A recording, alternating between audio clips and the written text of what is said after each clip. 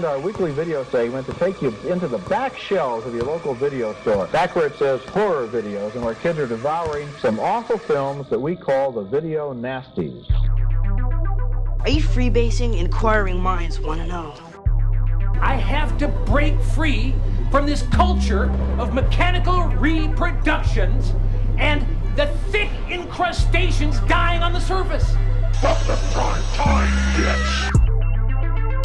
On with the new flesh. The pain, I can assure you, will be exquisite. As for our deaths, come with me and be immortal. We have such sights to show you. Gotta return some videotapes.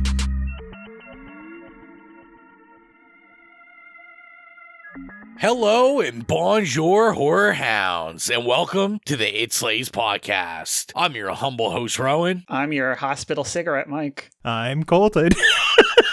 And it's Gill. And we are back. And obviously, it's always weird when I'm like, we're back, and Colton's back, because he obviously said his name, so he's here. Unless we just started inserting sound effects of Colton just saying things. We've had a couple of false starts, so I'm feeling a little bit giddy already. But yeah, I'm freshly unemployed, so that means I'm on the podcast again for, you know, the next 5 to 6 months, probably, at least. That's right. Until like 2 weeks from now when he's like, oh, I got a call. Fuck you guys. See you later. Yeah, I actually really hope not, just because I do need some time off. So I'm really looking forward to unemployment. So, you know, most people don't say that, I don't think, but I can't wait. Well, nobody wants to work, so... Well, it's like nobody wants to work anymore. Yeah, those kids, man. Those it's not millennials. It's like, what are they now? Like Generation Alpha, or I don't know. Yeah, something like that. Something like that. Betas. I'm so old that I don't even know what the generations are called anymore. It's millennials and then Zoomers and then, yeah, I think it's Alpha. I think that's Alpha. Yeah, something like that. Then Beta's coming. I think they're being born right now, actually. Maybe. I'm not gonna make any comments. So can you imagine being born Beta? Generation Beta. And then the generation above you is Alpha. You know they're gonna get bullied. That's tough. That's tough. Tough break for you kids that'll maybe listen to this episode in 15, 20 years. But yeah, we'll start with what we've been consuming, what have we been watching, what have we been listening to, what have we been reading, all that good stuff. Colton, it's been a little while, so why don't you let us know what's going on? Well, I was thinking, like, what movie was suitable to come back and discuss first on the podcast. And I had a couple of different choices, but I thought, you know, kind of the main thing that everyone's talking about right now online is Wicked. So I've seen Wicked. I don't know. Has anybody else here seen Wicked? No. I want to see it. I'm going to go at some point with my friend, but I don't have like 3 hours in me right now. So yeah, and it's certainly 3 hours, especially with like, you know, the trailers and whatnot beforehand. Yeah, it was something that I was not looking forward to whatsoever. I thought the trailers looked completely awful. It's a musical that I only know the Defying Gravity of it all. Like, I only know one song, even though, you know, I know it's been very popular for like 20 years. And the press tour has been nothing but like a series of painful clips. Like, everything is just awkward and memed to death that I was just like, this is going to be a travesty. But I went into it and like, honestly, I was shocked. It was pretty good. I enjoyed it. Ariana Grande, all of her clips are kind of like taken out of context and people are like dunking on her for like how bad her acting performance is. But it's honestly something like when you watch the movie, like in the context of it, it makes complete sense. And she's actually excellent the entire time. So I was kind of like shocked by that. Cynthia Erivo, she's also like, she's kind of like the opposite of Ariana Grande in the movie, obviously, and she's playing like the Wicked Witch. She's really serious the entire movie, so it is like a good foil to like the kind of the heightened energy of the rest of the movie, but obviously she's great as well. And the set design, the costuming, you know, the musical numbers, the choreography, I thought all that was really good. The main thing that where it kind of like falls down is like basically what everyone's dunking on is just like the cinematography. And the lighting, you know, it leaves a lot to be desired. The movie isn't like ugly all the time, like what you've seen on like Twitter or, you know, other social medias, like where it's like everything looks washed out and gross. But I find they do this weird thing where oftentimes they'll light the main cast the worst out of everybody in the scene. So you'll have like the day players that were clearly there for a day or two that you won't remember their name. They're playing like the butler or something, right? And they'll cut to them and they'll be lit beautifully and, you know, have like appropriate shadows and like look like, oh, they were lit for a movie. And then you'll cut back to Ariana Grande and Cynthia Erivo and they're just completely washed out. Like, and it's a very strange choice. Like, I honestly don't know if it was just like they wanted to light everything very flatly or like they wanted to make it look more real. But when you're dealing with a world with like flying monkeys and magic and shit, it's also like, why are you trying to make it look like more real? So yeah, it was a strange like stylistic choice, but it doesn't always look that way. It's very inconsistent in that way. So sometimes you'll watch like a stretch of the movie for 10-15 minutes and it just looks great. And then thank God for inconsistency. yeah, it's weird when you're like, the movie is really inconsistent and it's actually a positive in this regard, just because it's not ugly the entire time. And then sometimes they'll pull, you know, really wide out and you'll get like this extreme wide angle and it's just like CGI nightmarescape. Like, looks like fucking Windows XP like background or something. Like, it looks terrible. So I don't know. It's a strange movie. It's a mixed bag in like the visual department, but I thought like pretty much everything else worked. I was a little bit misty-eyed on a couple of occasions of people singing in the Wizard of Oz world, which I have no nostalgia or affinity for. So I was like, oh, okay, it's working for me, obviously, on an emotional level. And then kind of the only other negative, I think, with the movie is that I think they kind of butchered the final song, the only song I knew going into the movie, because it's like a 7-minute number on stage, and they drag it out to like 15 or 20 minutes long because they're like cutting it up with all these like action sequences and extra dialogue and, you know, longer musical overtures, but not actually adding any more like verses or, you know, choruses or refrains. So it's just like, you know, they'll say one verse and it'll go 2 or 3 minutes long doing other things. Then they'll say another verse and it'll go 2 or 3 minutes long. So I didn't think it built up like naturally to like where it does in the play. But a lot of people seem to enjoy it. Just for me, I was like, what the hell did they do to this song? So yeah, I don't know. I enjoyed it overall. It definitely didn't feel 3 hours long, but it is, you know, very much almost 3 hours long. And yeah, I can't wait for part 2, which is weird. I was going into the movie and I was like, I am dreading this. And I was going with a couple of people that are like fans of musical theater. And yeah, we all loved it. I thought it was really good, at least, you know, like compared to like I was dreading it. So yeah, it was a worthwhile watch. And I bet that's what everybody listening to a horror movie podcast wants to hear. Wicked. So yeah, speaking of part 2s, I also watched Gladiator 2, another very much not a horror movie. But this was weird because I was looking forward to this one, but not as someone who's like a big fan of Gladiator, more so like a fan of like the cast. Like Paul Mescal's been doing really good work. Obviously, everybody loves Paul. Oh my God. Pedro Pascal. Oh my God. I forgot his name for a second. I was like, okay, he's the Red Viper. He's Joel. Like, what the hell? He's Mr. Fantastic. What's his name? Yeah, Pedro Pascal. And then Denzel, of course.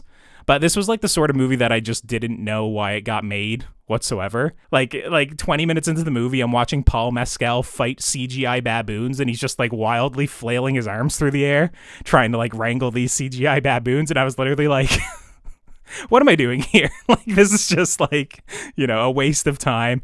They have him fight. The original Gladiator was like 20 years ago. Like, yeah, wasn't it? You know, it's just so weird. It was, and I guess that's why Gladiator 2 just basically repeats every single narrative beat of the first one. But they also like don't trust Paul Mescal to get like built up enough, like Russell Crowe's like Maximus was. So it's like they'll give like half of the Maximus character to Paul Mescal, and then they'll give half of the other half of the Maximus character to Pedro Pascal.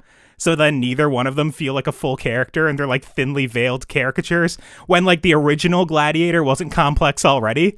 So it's literally like they give this movie like a half a dozen more characters to play like the roles of like 2 characters in the first one. And basically what it winds up being is just there's way too many characters. None of them are developed. And then they just repeat all the beats of Gladiator 1, but kind of like worse in every way, that I was just like, what am I doing here? Like, I don't need to see Paul Mescal fight a CGI monkey and a CGI rhino and a CGI shark. You know, like, it's just like, I don't know why I'm here watching this. And then it also, like, to me, it was just like the pacing felt like, I don't know, the movie to me felt like 3 or 4 hours long. Like, it felt so long. I was so bored sitting there.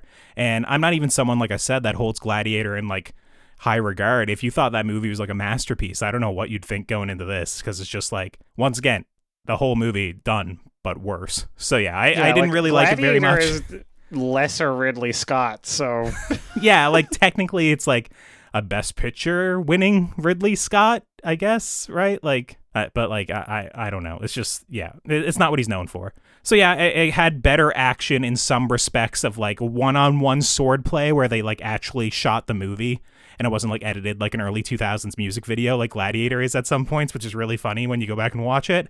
But in basically every other regard, it was just very mediocre. I was not entertained remotely by the movie. Very bored.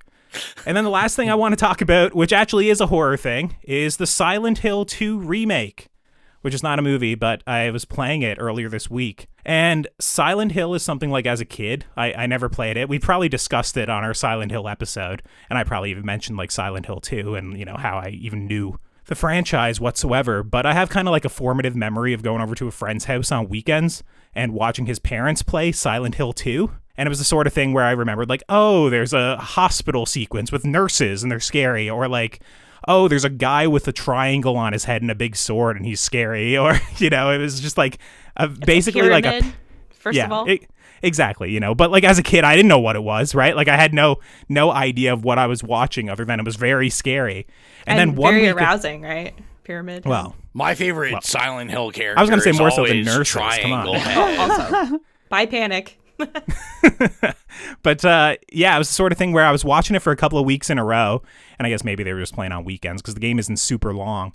But then they just stopped playing, and it was because like my friend's mom got so scared as she was playing it, she dropped the controller and like broke out in hives. So I've never seen very much of Silent Hill 2. I've only ever seen like the first 2 levels. So yeah, I booted up this week.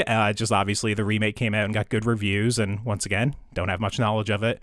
And I thought it was like one of the scariest things I've ever played.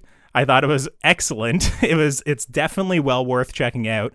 And I was someone who knew kind of like the narrative and like, you know, the greater scope of the game / like the characters that you're following, but like I didn't know how you were going to get there. And yeah, it was really interesting. Like the characters are complex, especially for like the time it came out.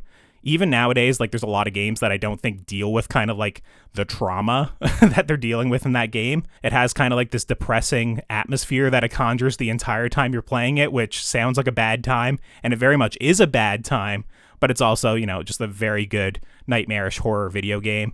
You know, the monsters are extremely fucked up. Their designs are crazy. They all have like rational explanations as to how they came to that, but they also very much look irrational and otherworldly.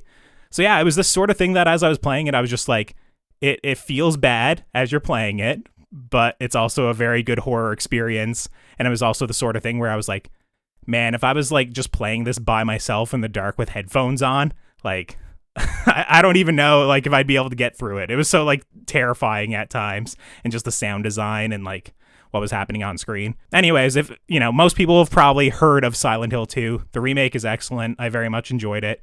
And now my like YouTube recommendations are just like endless Silent Hill lore videos and tier lists and whatnot, because it's just recommending me like an endless, you know, amount of Silent Hill content. But yeah, I really much enjoyed it. I highly recommend it if you like gaming. I've been rambling. Jill, what have you been watching, consuming?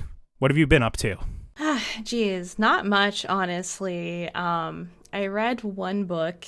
It's called A Study in Drowning by Ava Reed. And it's kind of like dark academia meets folklore.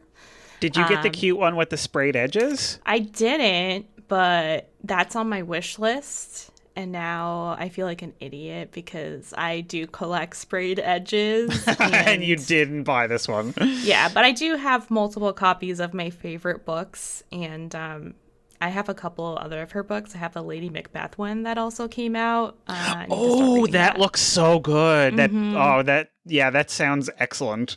Yeah. I love Lady Macbeth, yeah. Yeah, so definitely we'll be picking that up soon. But I really like her writing style. She manages to like blur the line between reality and like mental illness, but also folklore, because there's like a fairy king sort of character in here, and it has to do with like fairy bargains. And like I said, it's kind of like a fantasy. It's in a contemporary world, but it's still a very like sexist world.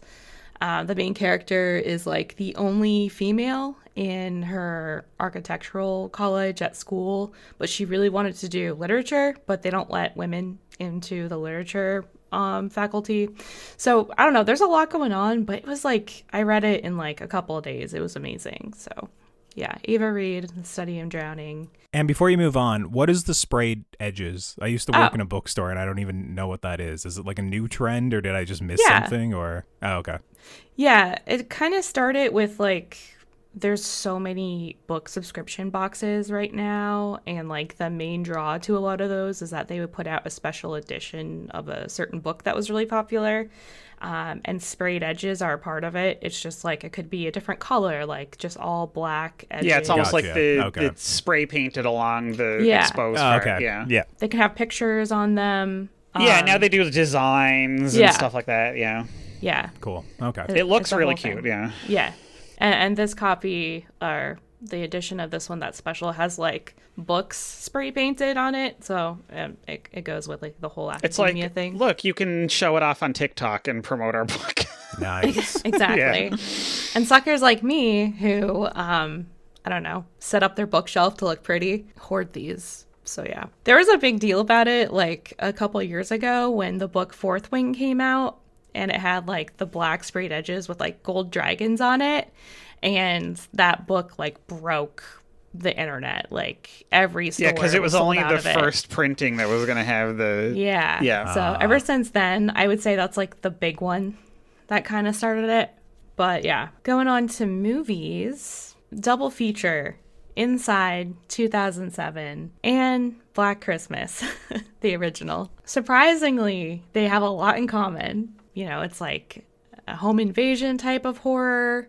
It's Christmas-esque, I want to say. And there's pregnant women.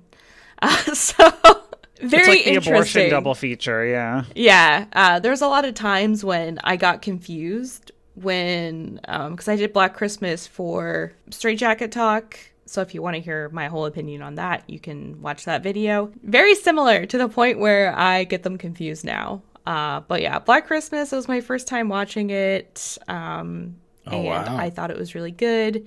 It was really bleak. It really is. It really is. I've been so depressed, and then I watched these two really depressing movies. So, fuck me. Yeah, you should check out Silent Hill 2. It's a very uplifting game as well. Yeah, it's feel-good hit of the winter. I really do want to play Silent Hill because I love the movies, but I know I'm going to be so scared of that game. The games are very scary. Yeah. I'm going to scream like a little bitch playing that. But apart from that, I also watched Devil in the Flesh with Rose McGowan. I watched that yesterday. It's on Tubi. And I really liked it. Super cunty movie. You have Rose McGowan playing like a serial killer teenage girl who's like in love with her English teacher. And it's just like, again, pinnacle of movies of that time. They just were so good doing the teenage slasher sort of thing. But yeah, that was really fun. And apart from that, I also watched, was it Rowan who watched the Jean-Benet Ramsey Netflix thing? Yeah. Did you see it too, Colton? I haven't. No, I was actually going to message you guys and ask if it was like worth watching or not, because I have a passing knowledge of that from like a decade ago. Right. But, I mean, yeah. Is it good? Is it not I watched so good? it every night for the past 3 nights. I would put on an episode before bed, which is horrible because it's like really dark, heavy stuff. But I've always been interested in that case. I've seen a bunch of documentaries on it.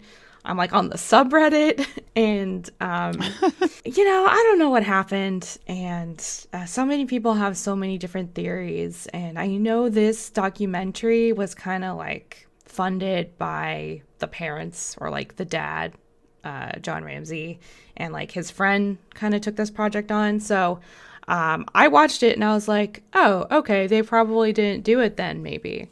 Because before that, I thought they had done it or covered it up or something. But so yeah, they do a good job of steering you the other way. Yeah. Because then I went back on the subreddit after watching it. Yeah. And everyone's like, this is bullshit. And then they show like evidence on the subreddit to prove the documentary wrong. So I'm so someone confused. who was alive when that was happening and has then experienced every shift in the theory over the last like 30 years. Like it was either the mother or the brother, and the mother's dead now. So yeah, everyone on Reddit thinks it's the brother, and I don't know. I don't know what happened, but it's weird. The whole thing is freaking weird. And it's just so uncomfortable. Yeah. I was going to say, it's always interesting when these Netflix like crime documentaries come out and you watch it and they do such a good job packaging it all up and giving you like a predominant theory. And then you watch it and you think you have like the whole picture because you just spent 8 hours watching something. Yeah. And then you're like, yeah, it's obviously this guy. And then you go online on Reddit and they're like, actually, they left out a dozen different things that point to different culprits, and like skipping this is like a crucial piece of evidence. And it's just like, oh, they just made a narrative like everybody else, I guess. Like, total bias. Yeah, and they packaged it up in a really nice way and easily digestible, but it it's still an unsolved case for, I guess, propaganda. Yeah. I was gonna say that's funny because I watched it and I'm actually on the opposite end where I don't think any of the family did it. But I was going to say, I thought it was good. This is the only time anyone will ever hear me say this. But so I actually watched another one of the John Benet Ramsey. Like they put out another one like just a couple months ago on Tubi. And I thought I thought the Tubi one was actually a little better. Oh my God. Stop it. All Tubi's sources for that are like I need to see this Wikipedia. He's angling for the Tubi sponsor. Yeah, that's right. So bad. The Tubi one's interesting because the dad's actually in it way more. Like they have a way bigger interview with the father. I think also like that this one, it like the father's heavily involved in it, but There's I just thought the Tubi one was interesting because there's a lot of kind of like suspects they looked at and stuff that this one didn't cover whatsoever. Like they're not even included that are included in that. Because I know there was like a guy that was like an acquaintance of the family that was like Santa Claus for the town and had access to the house and like had a history with children they found out about and like had an obsession over her, but it was like one of these things where like I think that guy passed away and like there wasn't really like they looked into him. And I mean obviously both documentaries do a good job I think explaining like how incompetent the police work was in that whole case. But yeah, it's... You know what's crazy though? There's so many they have so many suspects that are like the similar type of role, like people who were obsessed with her and have history of, child abuse and all this kind of stuff. So it's like there's so many people out there like that already, and they're not even probably the killer. It's so gross. Like I was watching that last episode last night and hearing that one guy like describe everything that he did because he said he was the killer, but I guess he's not. I was like, that is so fucking sick and twisted. Like it made me kind of sick. And that's what I thought was interesting between the two different ones was because like he's in the Tubi one, but the Tubi one like didn't make him like such a big deal. They're kind of like, yeah, there was a guy that tried to admit to it and then ultimately it was like proven false, which is, like to me is just like this Netflix calling card where it's like, let's spend 40 minutes going down this path that we're ultimately going to be like, oh, actually, psych, that's not a suspect at all. That was so misleading. Yeah, because I actually thought it was him. I was like, this actually makes sense. But like, why would you make that up? I just feel kind of bad for the dad, honestly, because, they did talk about it at the end of this one about like that they're trying to get the DNA tests and stuff.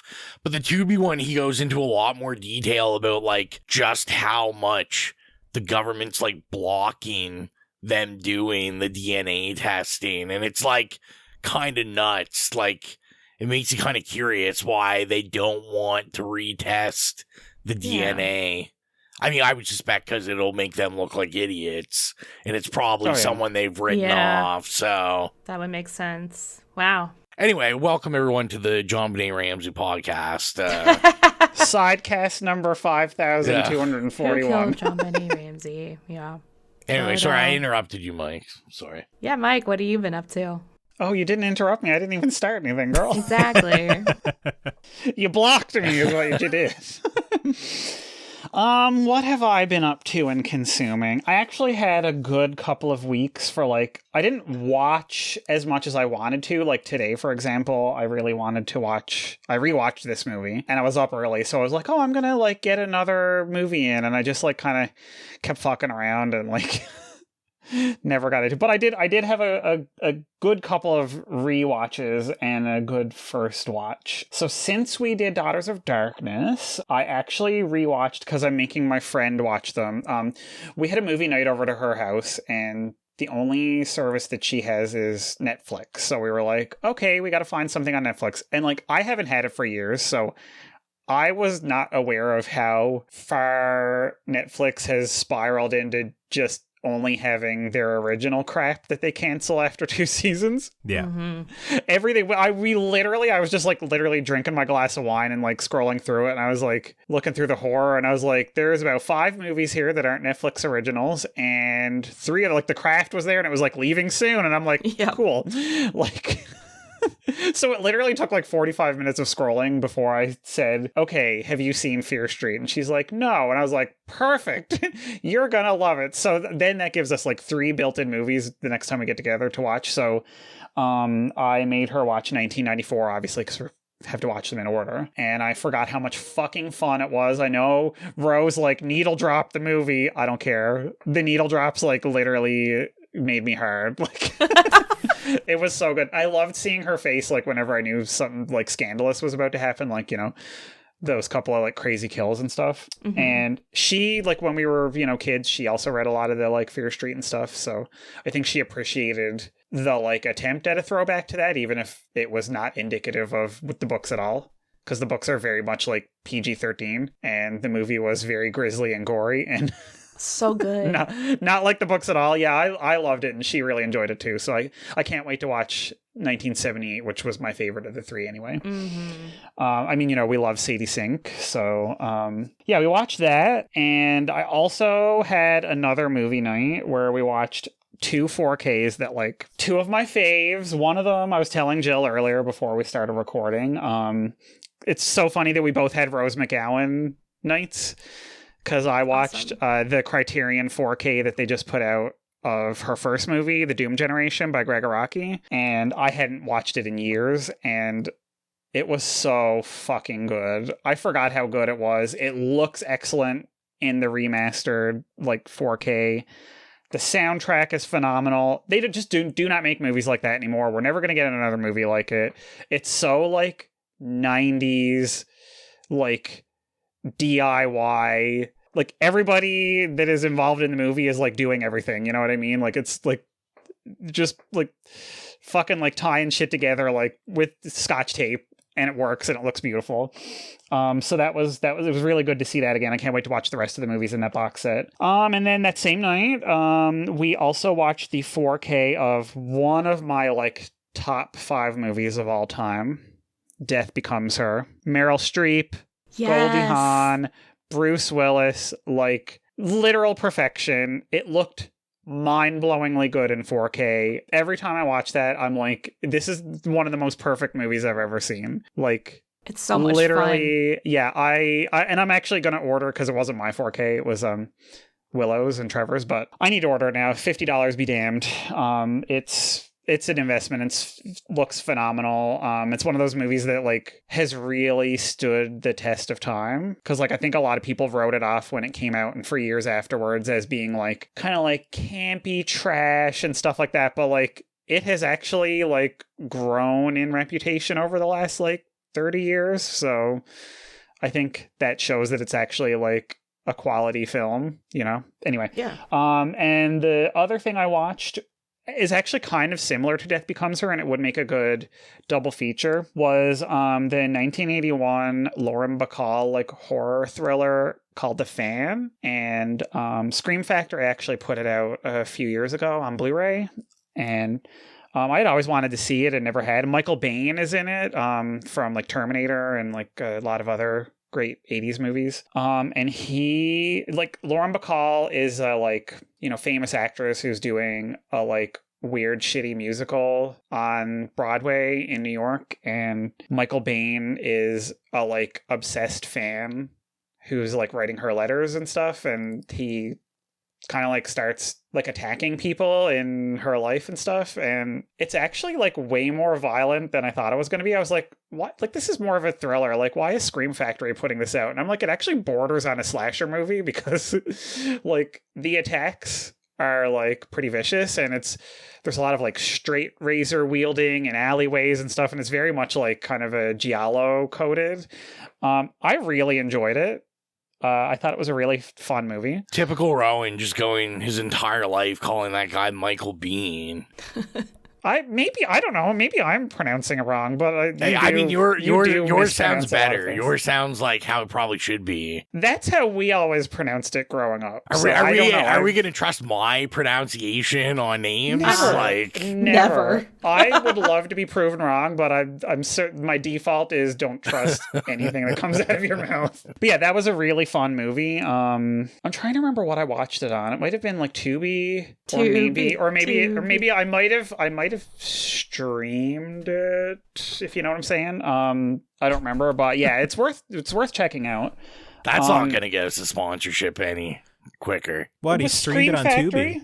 Yeah, there you go. Wink, wink, wink. But yeah, so it's funny because she's like kind of rehearsing and, you know, like this musical, and they show you like little bits of it and doing the dances and stuff while the like crazy thrillery stuff is happening in the background. And then at the very end of the movie, they actually like perform a full-on like number from it. And it is very much like something like, because Death Becomes Her opens with a very tongue-in-cheek musical, because she's doing, you know, because she's supposed to be a washed-up actress, and she's doing a musical version of Sweet Bird of Youth by Tennessee Williams, and it's really bad. And they definitely saw The Fan and used this as an inspiration, because it's definitely like a kind of campy tongue-in-cheek, but it isn't, like, it's not that type of movie at all, but like you can tell it's kind of like satirizing a bad musical that, you know, an actress who's like in her 50s would be doing when she's not getting film roles anymore. So I thought that was really funny, and I want to watch them both together at some. Yes, exactly, exactly. But like the early '80s version of that. Mm-hmm. Yeah, so that's really all I've been consuming. Ro, what have you been? I was trying to think how I had so many different ways to tie in the Gill, tie in the you, like these great things. I don't know how I want to tie it over. So you know what? I'll do. I did some like 4K watching, you know, as I always say, I buy all these 4Ks and never open them. So I was like, you know what? I got to crack some open. So I popped in Interstellar, which I hadn't seen since I saw it in the theater, and the 4K, awesome. Fantastic. I remember like liking it when I saw it in the theater, but I don't think I like loved it. I've never. No, it's a banger. It's a banger. Yeah, I agree. That's this one I was just like, you know, I was doing what I always talk about, my optimal, like everyone's asleep, it's the middle of the night, so I have my headphones in, and I'm just like, I don't know how I would watch this without headphones now. Like the score is such a banger. Like, I was like, this might be the greatest score of all time. When I was writing sci-fi like a few years ago, I would always have the Interstellar soundtrack on, just like on loop in the background. It's like so inspirational and otherworldly, and you know, it's like an all-timer score for me as well. Yeah. It's so good. How did you feel about it? I haven't seen that movie. Oh, really, Mike? It's so good. It's so good. Don't get me wrong. Some of the writing is a little bit rough in it for sure, but it's still excellent. How do you feel about the movie now that you're a father, Rowan? It's rough. I was tearing up. It's pretty emotional, but yeah, Mike, you got to watch it. It's just, it's a banger. The 4K. I mean, at least if you live in Canada, they have like, there's Walmart selling this 4K for $15 now. I mean, I've give it away. Yeah, I've talked about it. Like, I mean, pretty much like every other month now, Walmart just puts out like 4 or 5 4Ks for like dirt cheap. So this was like in the new line. I think it was this Braveheart and Gladiator were like the 3 they did this month. So yeah, you pick it up if you haven't seen it. Watch it. It looks fantastic. I also had the crack open. I purchased The Terminator on 4K, and it looks... I'm curious about that. Looks spectacular. Obviously, there was a lot of hesitation. James Cameron and the 4K community have a rough relationship. Terminator 2 being rated the worst 4K transfer ever done. Oh, God. Cameron, like, personally did it, and, Cameron likes to use AI to smooth the picture and color, and everyone complains about it. This one, from everything I read, he was involved, but kind of a little more, I think the companies were like, you need to not be so hands-on. Yeah. Let other people do this. And this looks good, like the grain's still in it, but it just looks fantastic. And it's interesting because the more I watch the original, I mean, obviously, as a 80s baby and, being raised on Terminator 2, as most people were, the more I watch the first one, the more I'm like, I think I like the first one better now as an adult. Like, 100%. Especially as a horror lover, the first one is a straight up horror movie. It's a slasher, stalker, sci-fi horror movie. And the soundtrack, another soundtrack that's just perfect. So good, like so amazing. You could just listen to it in the background. Awesome. And also, I recently purchased all the the 80s to 90s Batman movies in 4K. So I finally watched the original, the 89 Batman with Jack Nicholson, who, forever I will always let Colton know is the only real Joker in the Batman Get out of here. Cinema universe. The best Joker. Also looks fantastic. I mean, who doesn't fucking love the 89 Batman movie? Michael Keaton, Jack Nicholson, Tim Burton at his peak. Just so good, so good. And let's keep the Michael Keaton going. It was a Michael Keaton kind of week going on. So I got a chance to check out Goodrich. This is him and Mila Kunis's new film. I think it's on Amazon. I can't remember. But it's done by Nancy Meyer's daughter. This is her first film. And I really liked it. It's, it's just about a dad who is his life is falling apart. His wife is in rehab and leaving him, and he's like a good guy, but he's a workaholic, and he's an art dealer, and it's just it's one of those weird movies. It's just all these things crashing down, but he's always happy. It's just optimistic. It's a feel-good movie, essentially. It's very it really reminded me of Father of the Bride or something like that. And it's just about a dad improving his life. I really liked it. I mean, I'm a sucker for Michael Keaton, so. What's an art dealer? Sells art. Okay. I kind of wonder how you could be a workaholic in that line of work as well. It doesn't seem like something that would occupy 80 hours, art, a week, Basically it's set up that he owns an independent gallery and he scouts talent and Bro's responding to emails all day long. Yeah. It's just Listen, that's a lot of people's jobs. Oh, you're not wrong. My apologies. So yeah, I watched that and I quite enjoyed that. And then I ended up watching another Michael Keaton movie. I did a double feature where they were the same movie, and I had no idea because I had no idea what either movie was about when I went in. So first I watched Knox Goes Away, Michael Keaton's directorial debut.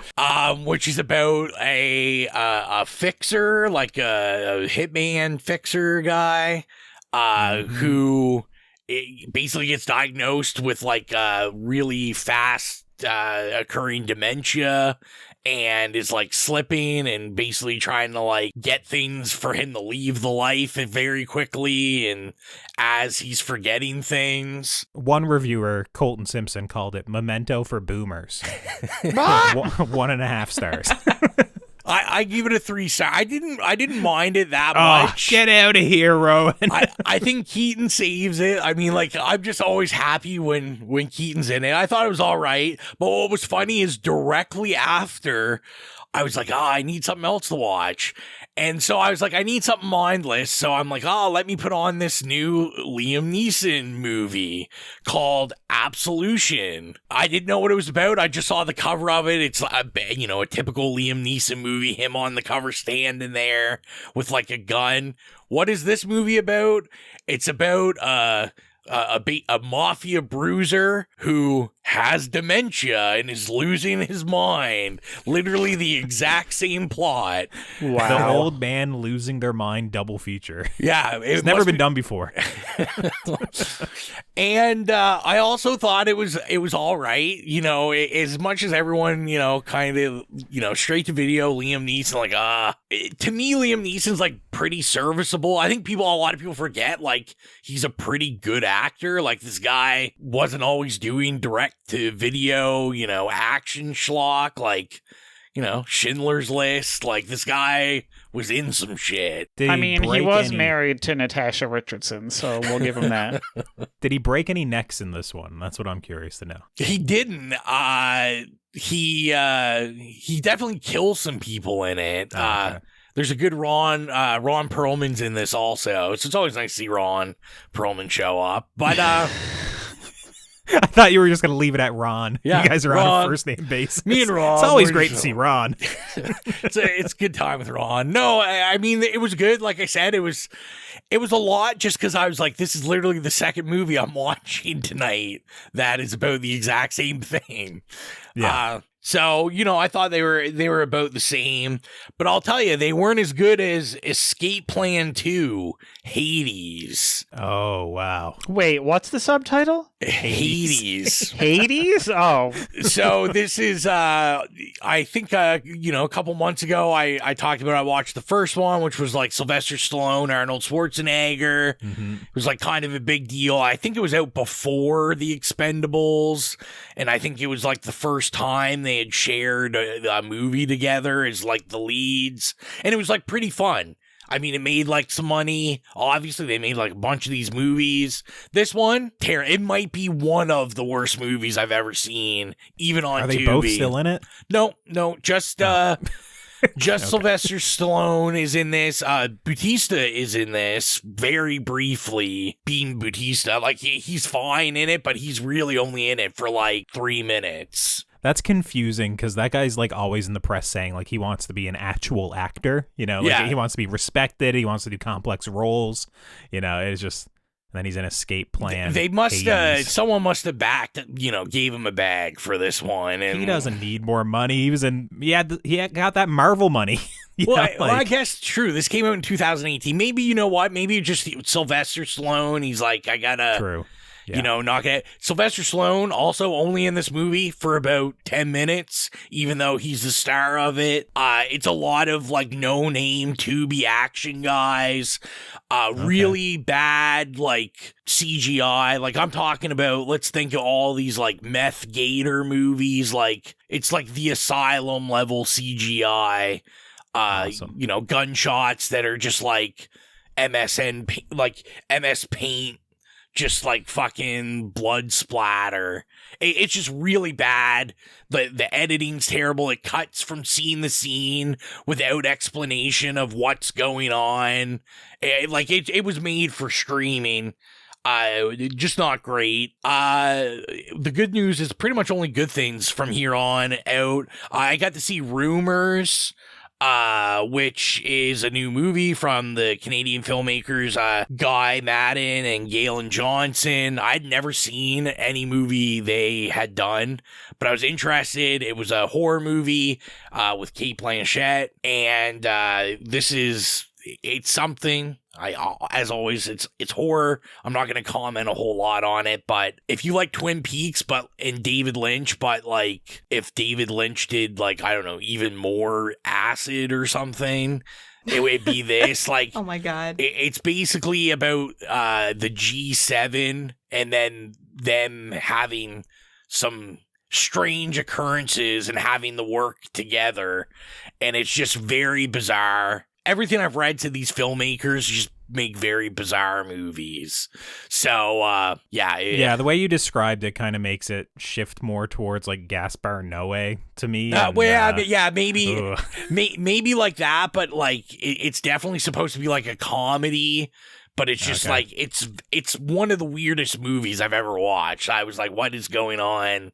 And why is this so weird? Also got to another Mila Kunis. What's going on with me today? I watched 4 Good Days. Tubi watch. Shout out to Tubi. Oh, I did see that on Tubi the other night. Yeah, so I watched that just because I don't know. I just clicked on it. I was like, sure, why not?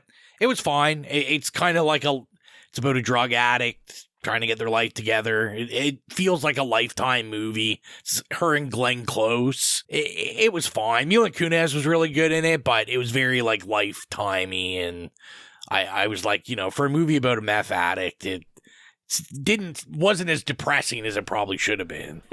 It's also like you got to do a lot of work to make Mila Kunis a meth addict, you know, visually. They did a pretty good job. Like they did, they had it so she had like no teeth and like all this stuff. Okay. Like, all right. It was definitely interesting. To keep it pushing after that, I did get to see Conclave. Which I was all about. I thought it was pretty good. This I thought pretty like quick, savvy political thriller about trying to find a new pope. The cast is incredible in it. It's like House of Cards with popes. So I literally told someone about this. I was like, I think you like it. It's like House of Cards, but the Pope. And quick question about that movie. Are there any women in it? There is. A couple. Yeah, a couple.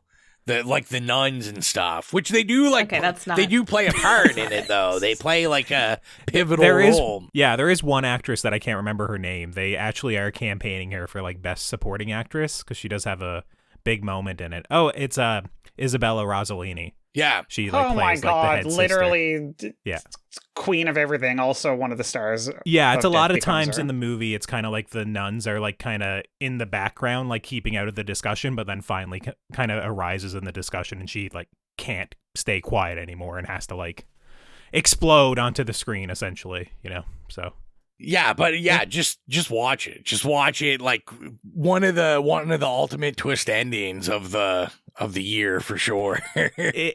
I've heard people like say like the ending of Conclave, like you go to the theater, it's all geriatric people. They're all like 80, right? And then like near the end of the movie, it's like the Marvel like Infinity War moment or something where like the whole theater like erupts into chaos because they're just like what they're being presented with is like so much for them to like deal with. But yeah, I would love to be in one of those screenings, I will just say old Republican people would probably not love the ending of this movie. They'd be sideswiped. Yeah. Truly amazing. That's all I'm giving out of it. I also watched My Old Ass, which is like the new Aubrey Plaza Amazon film. It was super mid. I was not into it. I thought it was really weird, like where it ended up going. I laughed pretty hard where I was just like, literally, this is a movie about how it's okay to be heterosexual. And it's just kind of weird. Yeah, you should feel bad for being heterosexual. It's just a weird tone. It was just like weird. He's not wrong. Yeah, it's like where the main character thinks she's a lesbian, but then she starts liking a boy, and she has to talk to her like 40-year-old self to make sure that's okay. Yeah. Oh, you think I was joking? No, I meant it. No. And then I also got to see Your Monster, which was I thought it was all right. I mean, like I said, Is it something that would be up Jill's alley and drive me insane? I could definitely see Jill like trying to pick it to review at some point. Rude. It's really, I will say, like it is classified as a horror. It's like barely a horror. It's definitely a romantic comedy. The fact that there's a monster in it is pretty much what makes it horror. Even though, that monster wears like suits and stuff and fucks. Dude, I'm already writing this down. So I thought it was pretty good. There's like some, you know, if you're into like musical type stuff too, like it's literally about like musical theater actors and stuff. So there's like some singing in it and all that kind of stuff. I thought it was all right. How was Melissa Barrera? I mean, I don't mind Melissa Barrera. We like her. Yeah, she was fine in it. You might like it. Don't put me in the we. I certainly don't. I said we. You might like it, Okay, Colton, because it's you know, her character is all kind of like she thinks she's really good, but she may not be that good of an actress. Ooh, okay, all right. There's a little bit of that going on, so maybe up your lane.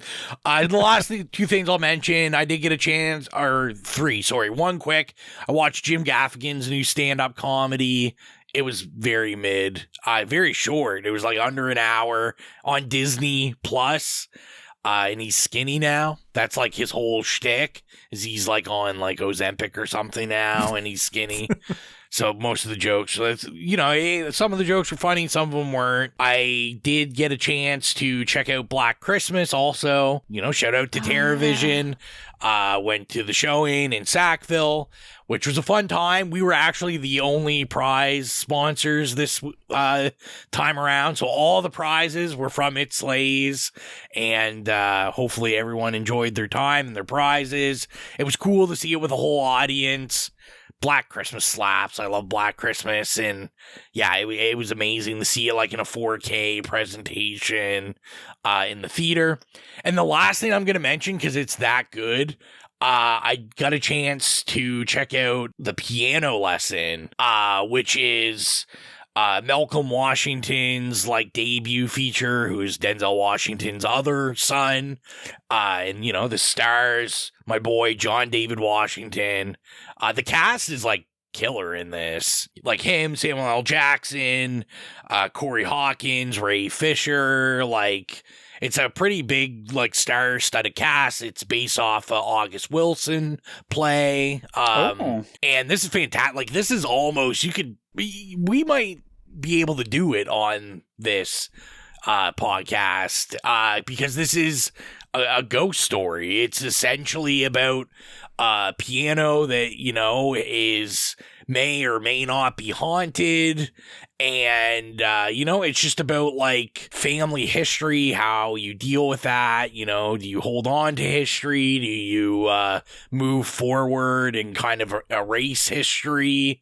It's a period piece, so it's like, you know, it's set in like 1918, and it's just like, it's very competent. The music's really good in it, and this is probably the best John David Washington performance I've seen. Good. Okay. I do see a lot of, like, I've seen a couple articles and stuff saying that they think this could be like a little bit of Oscar run if Netflix wanted to push this.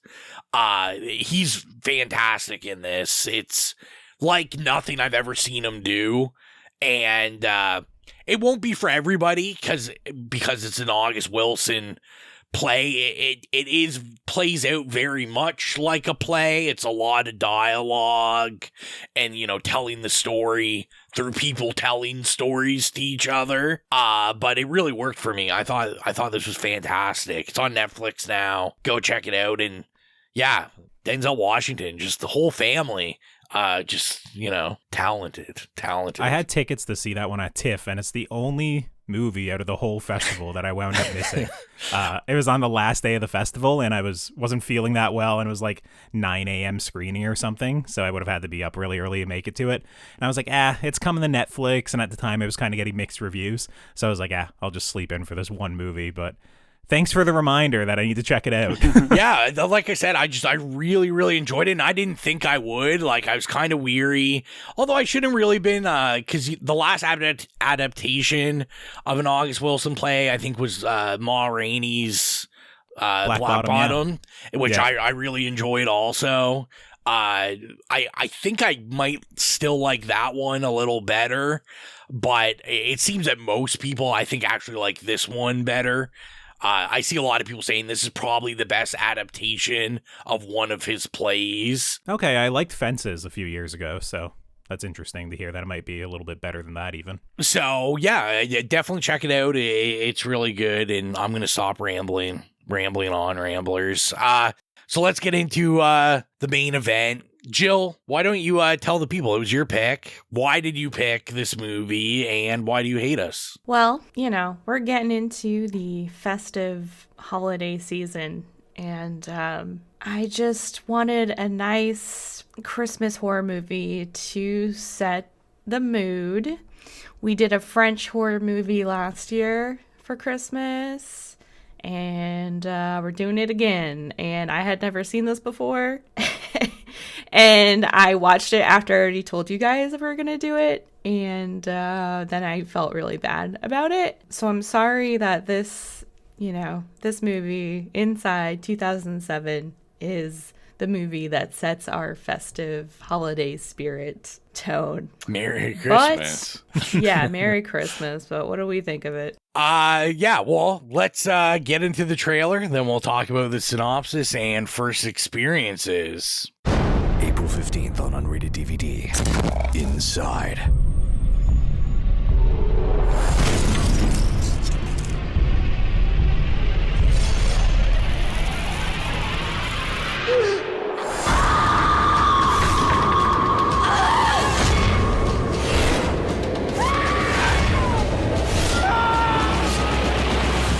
Inside. Own it on unrated DVD April 15th. Inside was written and directed by Alexandra Bustillo and Julian Murray, and the story is as follows. Following a violent car crash that claimed the life of her husband some 4 months prior, professional photographer and mother-to-be Sarah has resigned herself to grief. But on the evening before she is set to be induced, a scissor-wielding woman knocks at the front door, who demands to come inside and wishes to claim Sarah's unborn child for her own by any means necessary. So, first experiences, is this our first time seeing it? Or are we just a fanatic for the French? Colton, was this your first time seeing it? It is my first time seeing it. It's not something that I've, that I haven't heard of before. It's been on my to-watch list for ages. When every now and then when I dip my toe into like one of these, French extremist movies, it always comes up in the discussion. It's like, if you're going to watch Martyrs, like this is going to come up. When we covered, High Tension a couple of years ago, like it's in the same vein as that. So it's something that's always been in the periphery, but I've never actually like took the time to sit down and watch it, mostly because people talk about this one as like how like disgusting it is. Like obviously Martyrs is kind of like the high water mark for that sort of vibe, but they always say this one's hard to watch as well. So yeah, this a first time watch for me, and a very festive experience. I think they say Christmas once in it, and that's about it. So, it was just perfect to set the holiday cheer. Jill, you already mentioned this is your first time watch. Were you familiar with this movie leading up to it when you checked it out, or when you picked it? Was it like you just saw it on a list, or how'd you kind of figure, that we had to pick this? I had no idea that this existed. Okay. I honestly, I went on a Letterboxd list of Christmas horror movies, and I was reading the reviews, and one of the reviews was like, it's like Home Alone. It's just like it. And I was like, okay, cool. And, I think last year the movie we watched was more Home Alone than this. Absolutely. Oh, absolutely. So I watched it all it twice. It was just, I watched it this again is like today, Home and I watched Alone, it. period. Yeah. It was a hard first watch because I did not expect it to be so crazy. And the second time around, I was dreading it because I knew how arduous of a watch it is, just because it's kind of like Eden Lake. When we watched that, I felt like it was super bleak and made me anxious. And this shares some commonality with Eden Lake. I'll discuss in a sec. Yeah, and this was super daunting. So yeah, that's how I picked it. Rowan, how about you? So this is weird because you picked it, and I was like, I have no idea what this movie is. And then it's one of those ones though that I was like, no, I did know what this was. I'd never seen it though. I thought you were just trying to get on my good side, because I'm pretty sure I've said many times the what's the new French extremity is like my jam. Like that's I like my favorite kind of horror movie is that. You sicko. Yeah, I was like, Jill must be sucking up for something. She knew this was going to make me happy. But what made me even more happier, which is the connection with Eden Lake, is the American release for this, put out by Dimension Films. One of those great covers with the Dimension Extreme banners. I was going to mention that, yeah. Yeah, which me and Mike and Colton, I don't even think we did it on the podcast. I think we had a whole, before we record conversation one time about, the Dimension Extreme unrated, those covers. Yeah. But Eden Lake, also a Dimension Extreme release. I own the Eden Lake one. But, yeah. So I was like, oh, this will definitely be up my alley, because I can't think of a Dimension Extreme release that I didn't actually like. So I was very happy to have this for a first watch. What about you, Mike? Well, I saw it way back in the day, shortly after it came out, of course, because I, love, same as you, I love that, French horror, new horror wave that they did. And I loved the Dimension Extreme. I'm trying to remember. I had a bunch of the Dimension Extreme DVDs because I would usually just buy them when they came in stock at usually RIP, shout out to CD Plus, which no longer exists, but I used to buy a lot of DVDs there. Only partially because my friend worked there. But I can't remember. I'm pretty sure that I bought this one as soon as it came out without having seen it, because obviously you wouldn't have been able to see it before Dimension released it. But I did watch it shortly after it came out, and I made the mistake of inviting a couple friends over, and I said to Jill when she chose this, I can't remember if it was when we were recording or afterwards, I was like, whatever you do, don't get high before you watch it. That's what I did. Was on the episode. Yeah. I heard that. And Jill sends a text and she's like, oh God, what have I done? Yeah. And we decided, let's smoke up and watch this movie. And then we're all like, we might need to go to the emergency room because we're all having fucking panic attacks. So that was 100%. That was my experience with this movie. But I've been wanting to okay, there's some movies that has happened to me with that I will never, for the rest of my life, ever be able to look at again. That happened to me once when I took edibles and drank and smoked. This was 5 years ago. And then a couple of my friends were over, and we were just having a night, and we bought Overcooked on my PlayStation. And I love it. Right. And because it was three of us hanging out, so I was like, that's a good couch co-op game. And then I also paid $80 for the then brand new Mortal Kombat 11.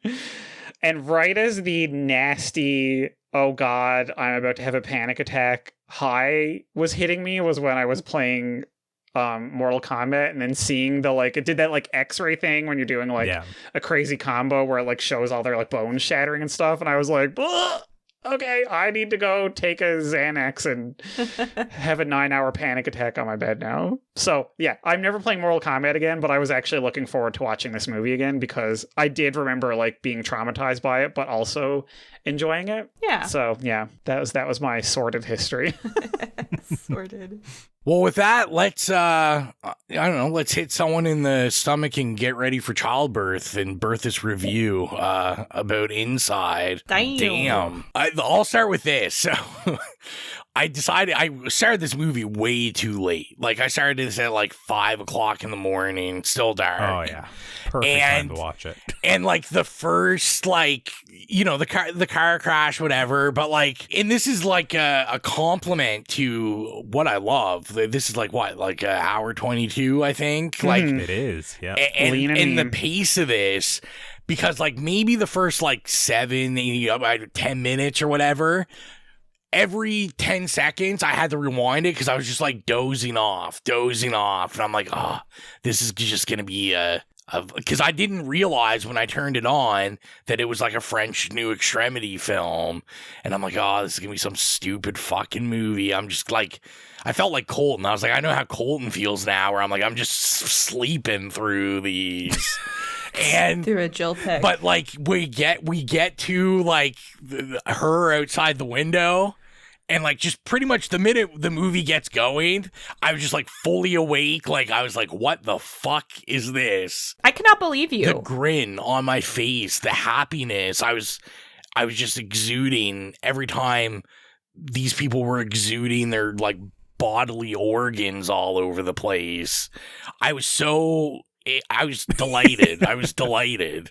I was like... Because I thought the beginning was really strong. Like, the car crash, I thought that was... That CGI baby, man, oh man. My subtitles were out of sync so bad by like probably like 10 seconds that I had to rewind and adjust, kind of like, you know, make them quicker or slower for about 5 minutes starting this movie. So I got a lot of time to look at that CGI baby. If you weren't so stubborn, it was on Tubi, fully subtitled properly.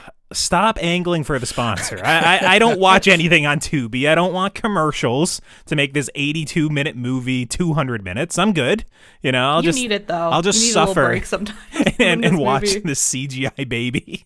You know, like... I don't know if I can like watch no it joke without for a a couple of CGI minutes. baby. I feel like the it CGI has... baby is whack. I feel like it has to have the CGI baby. It just adds like a 2000-ness to it. You need the CGI baby, but I don't know if you need to see it for like 5 minutes straight with like French subtitles coming in delayed and then ahead of time, and then it's like the baby is smashing against the camera, and it's just like, it was a surreal beginning to this movie for me, is what I'm saying. Am I a dick that when they're in the car crash and, you know, it shows the baby and the baby like is like shaking, that I audibly out loud to myself just said, oh no, in like a French accent? I'm like, oh no.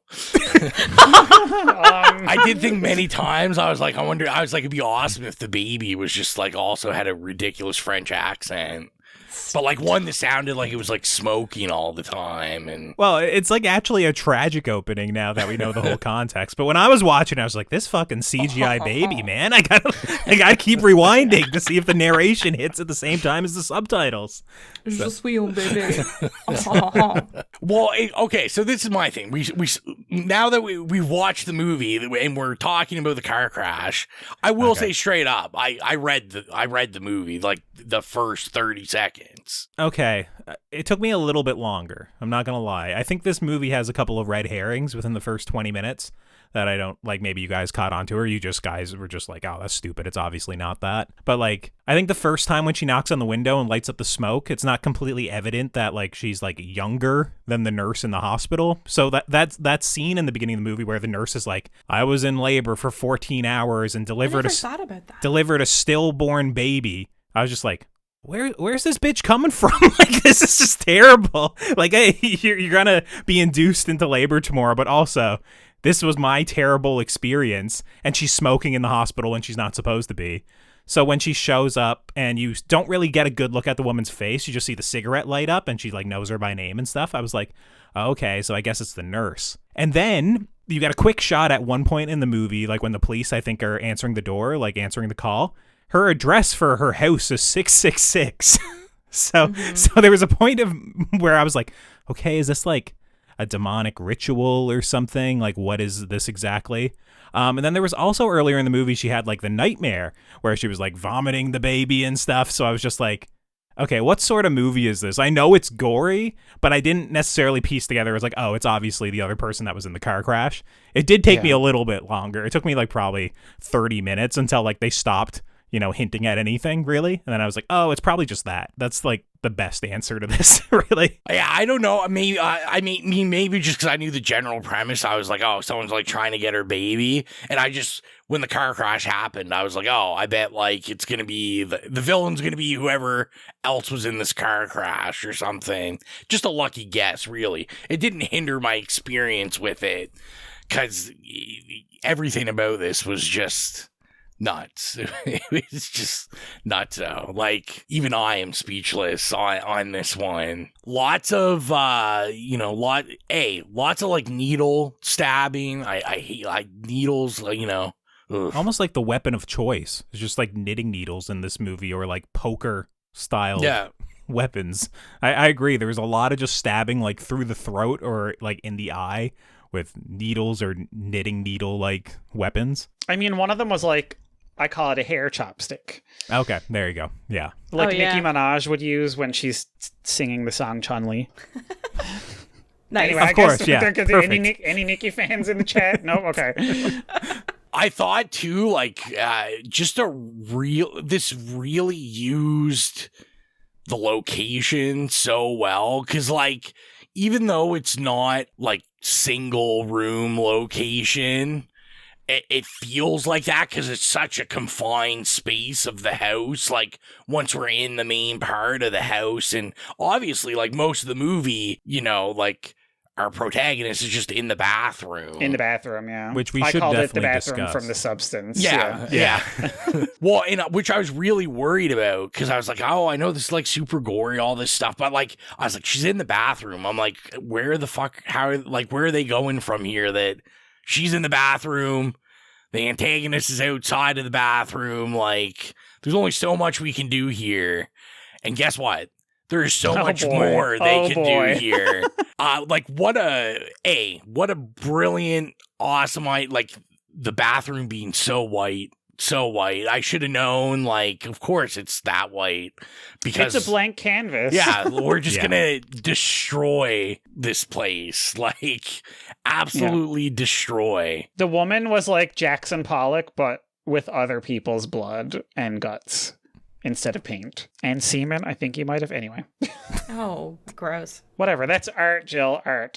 I will say, like, it lived up to the hype. It lived up to the hype in terms of the gore for me, because obviously most of these, when I hear like, oh, they're pretty gory, like, we watch them and then I'm like, oh, it's, whatever. But this one, like, I winced a couple times. I was like, ooh. Yeah, like, it's very cringy. Yeah, there's a couple moments for me that kind of made me a little bit like uneasy. It's not like Martyrs. Like Martyrs, I was genuinely I just felt fucking sick the entire movie, right? Like, where this, it was kind of like when the blades come down towards her belly button, and like obviously pregnant women, oftentimes the belly button's kind of like protruding, and the blades come towards that, and it snips. And as soon as it snips, like the score comes in, and it's like this intense whirring score. It's almost like evocative, like helicopter blades like spinning. Yeah, it's like screeching. Yeah, it's. I was like, oh god, this is happening quick. I was like, I didn't realize it was gonna descend kind of in the madness so quickly. And that moment, like, just like the snip, like, it made me go like, oh god, because I didn't expect it to happen. And then obviously the cesarean right at the end of the movie is pretty gnarly, especially when you see like the aftermath, like, like when the camera going pans down up the stairs. Yeah, that's so much blood. That's gnarly for sure. Yeah, that ending, I felt like in the Addams Family movie when Wednesday stabs Pugsley in the play and all the blood, but then Gomez gets up and like claps, gives the standing ovation and the bravo. That was essentially me at the ending of this. I was like, this is fantastic. I was like, what a way to, like, so much blood, so much just bodily like fluid and gore and interesting. The whole movie. Yeah, I mean the whole movie. From the very beginning in the car crash. That's one of the things I liked about that car crash, is that they're just covered in blood and the blood is dripping. Yeah.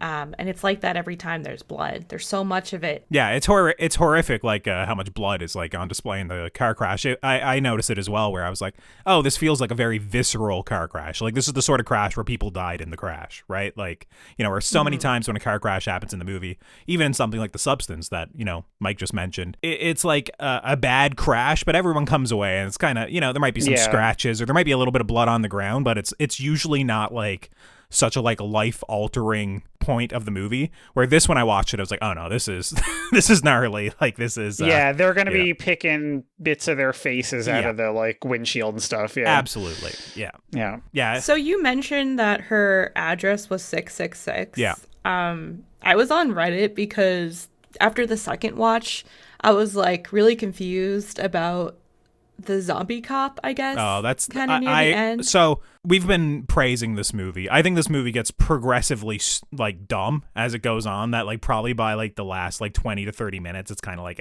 I'm kind of out of it a little bit. But I agree. The quote unquote zombie cop was something that I was just like, where did this come from? It was confusing because I didn't understand like the sort of gun that they were bringing in the house. Like I was like, what is this double barrel sawed off handgun that they have? I had to look it up. Yeah. I didn't realize it was a riot gun with bean bags, and I was like, okay, then it's Okay, so I thought there was a supernatural element to it, so I was really confused. Also with the ending, but I'll talk about that later on. Mm-hmm. But people on Reddit are like, okay, she's in purgatory. She actually died in the car crash, and the nightmares, and then like the other chick is supposed to be dead as well. So 666 is her address, and like everything kind of leads to that. So it does work like that. I never thought of that when I first watched it. I just thought it was, just a simple like kind of home invasion, I want your baby sort of deal. We had that read of it when we were stoned the first time and trying to pick our jaws up off the floor.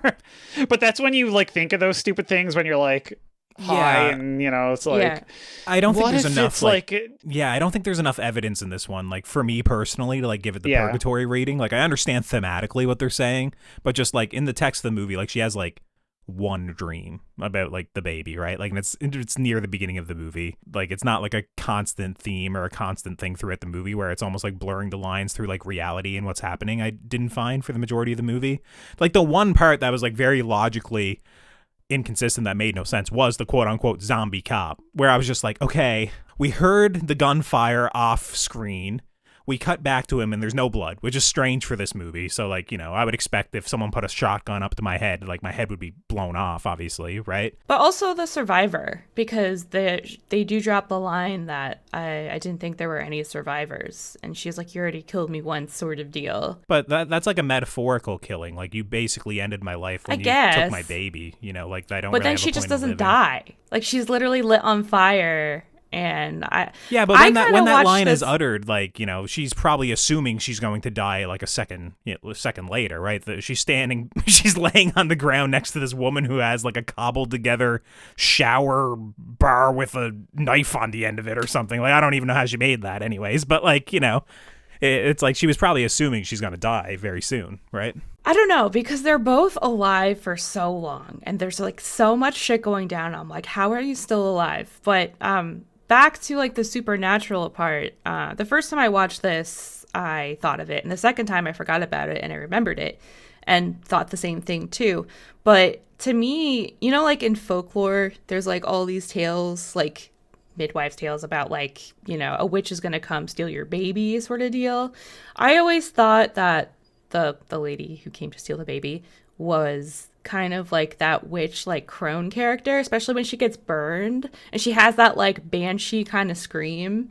And to me, she just kind of ends up at the end too, like on the rocking chair. Like she's like that old kind of witch, like that came to steal your baby. I don't know if that was intended or not. I actually did have a note about how it did strike me as being very folkloric. Yeah. Yeah. Which is weird that you mentioned that. And I was just like, I just wrote that down and then didn't think anything of it, because I was like, it does seem like, oh my God, what are they called in folklore?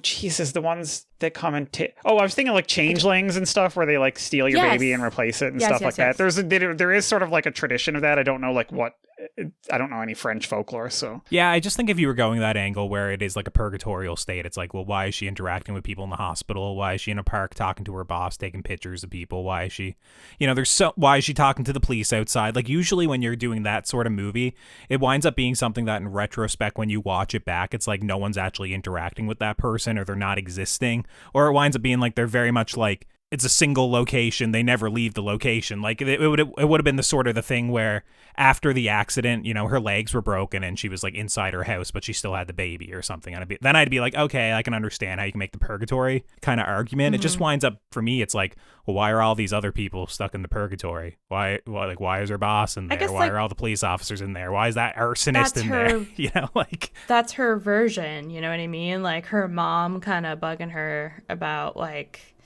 It's mundane, but I think that makes it more like realistic, like that your own personal purgatory would be like reality blended in with like really horrible things. So like an arsonist being handcuffed to a cop who one of them gets shot with a riot gun up close. And like, once again, I think like basically what you're talking about, like the touch points of like the crone and stuff, and this person coming in the night to steal your baby is like a very like, obviously it's a story point that's gone back hundreds of years, and like they probably are playing with that idea, and it kind of unlocks this like primal fear when you're watching this movie, like this idea of like just, you know, the home intruder who shows up in the middle of the night when you're home alone, and specifically, you know, wanting the baby. It's just I don't know, it's like I just don't understand, like maybe I'd have to look into it more or like see more examples, but on a first watch for me, it was more so like something where they were throwing red herrings out to the audience of different ways you can explain what's going to happen or why this woman's here. And then it was just very much, they just committed like one way where it's like, okay, this is the explanation for the woman. And then in retrospect, it kind of makes the beginning of the movie a little bit dumber as well. And the ending of the movie is quite dumb. So it's like, the movie's just a little bit dumb in some regards, I guess. Was more so like my reading of it, but I didn't see the old lady as like a red herring. I thought it was, again, like something really realistic and something really French too, to have this like old lady nurse like smoking in your face in the hospital.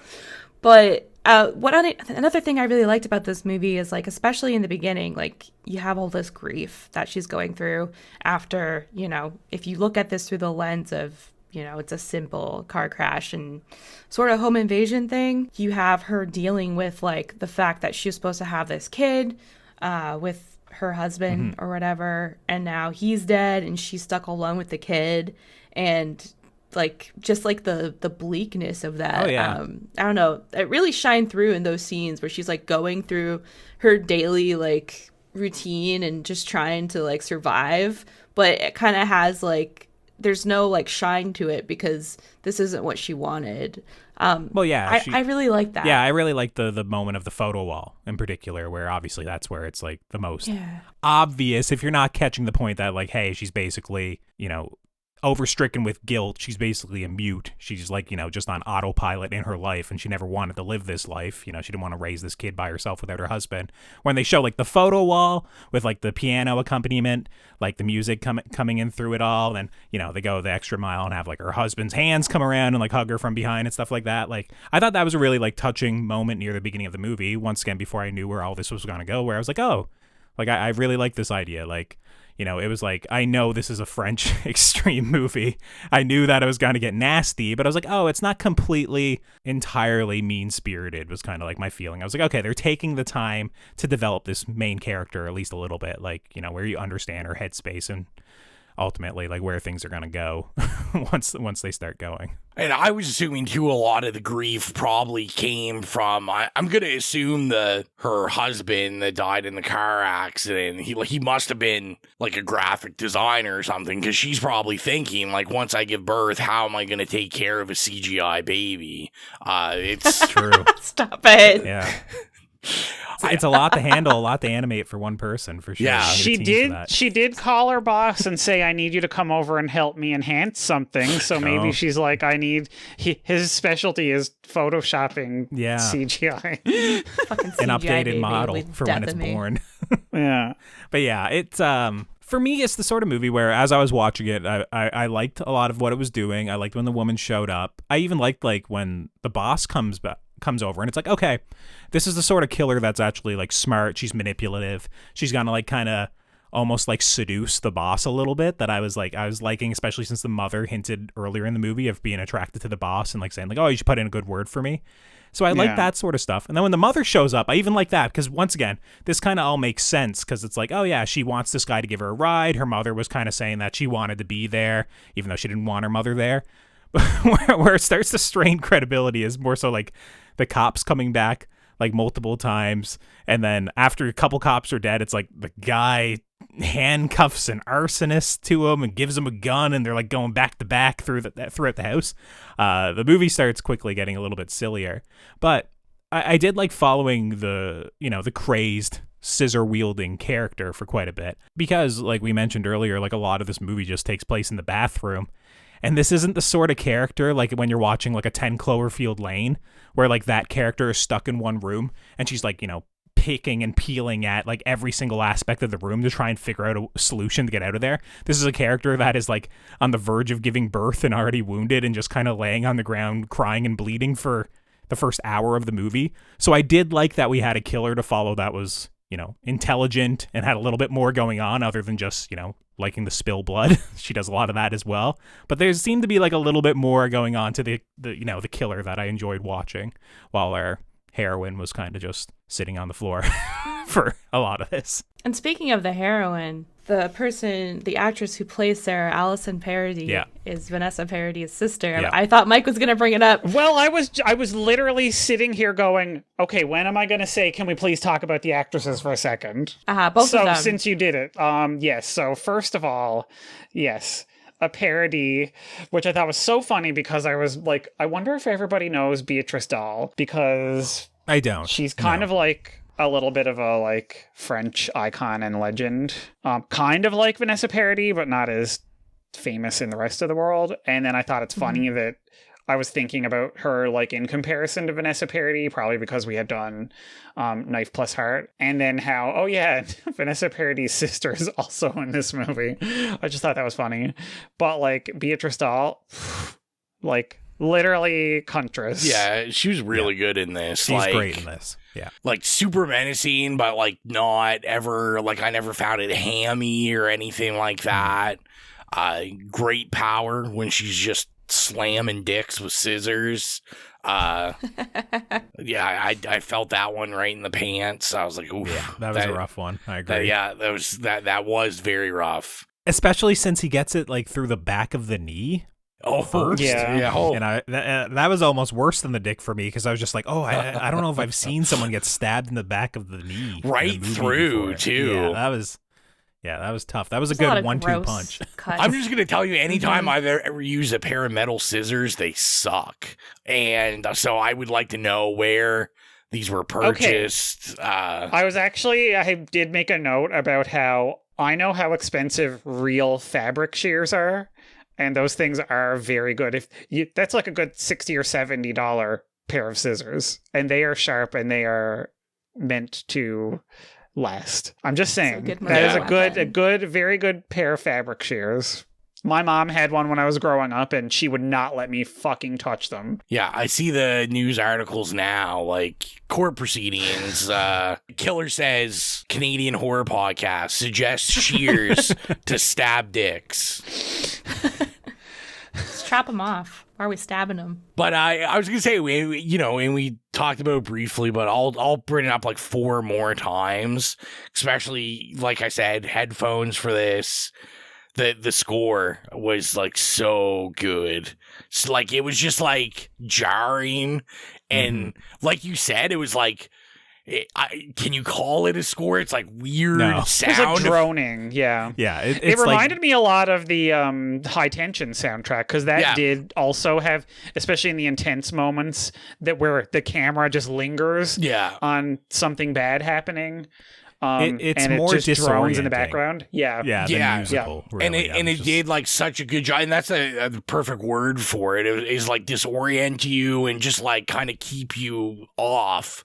And I was just like, that's always the signs of like something great like that, is just that I was like, man, this is really like throwing me on. Like I'm listening to it, I'm kind of like bothered for it. I feel like the radio disc jockeys in Lords of Salem, where they're like, they hear the sounds, they're like, and like I like that was me listening to it. It's like, oh, this is just like evil. This just like sounds. Rowan, you know what else is a good sign of a good movie? What? CGI, baby. Fuck yeah.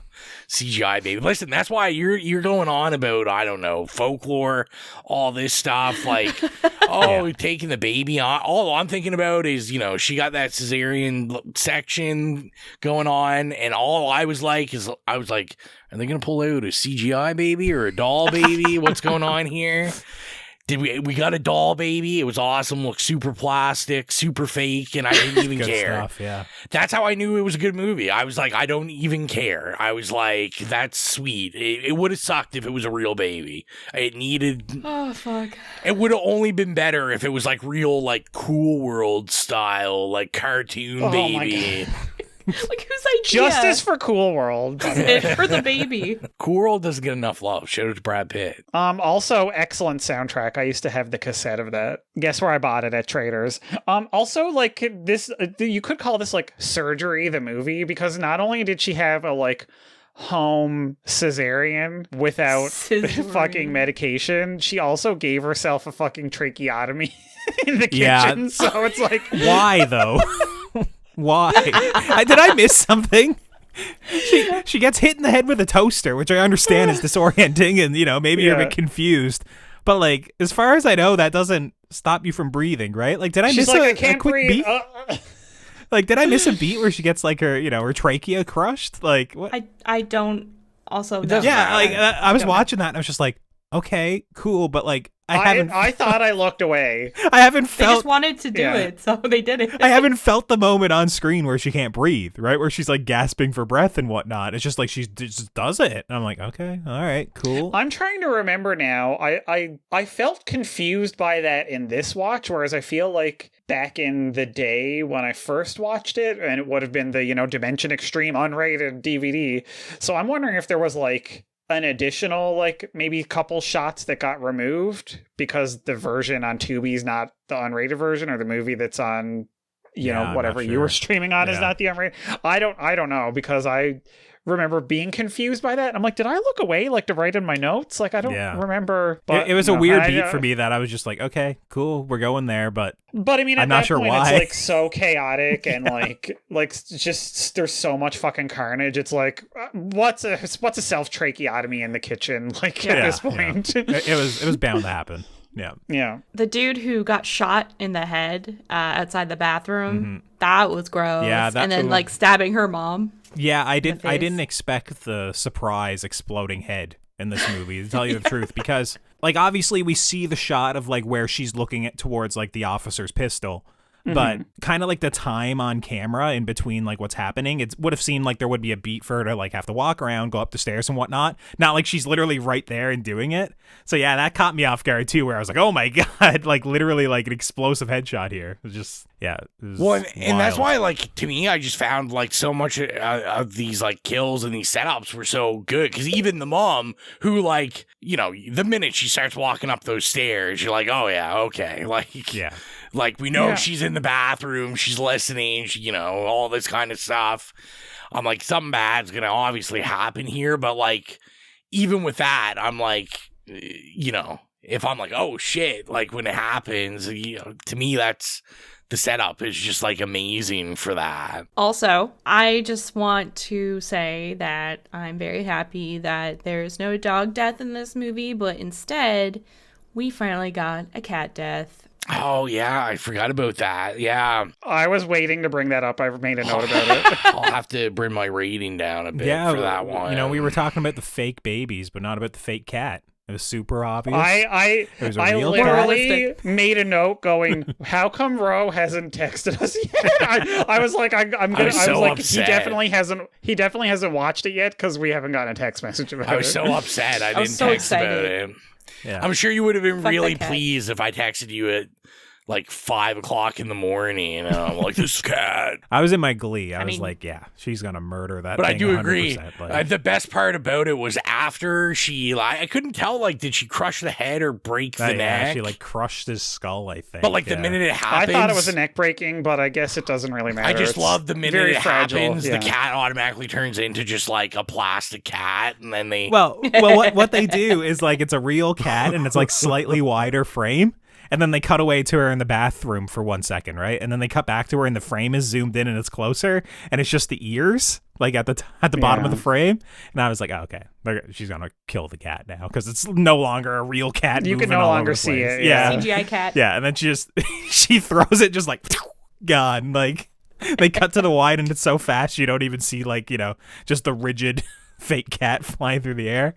Oh, my. Yeah. I think in the director's cut that she actually puts the cat down and just picks up a rubber cat and just pretends to hurt it. Yeah, you see it.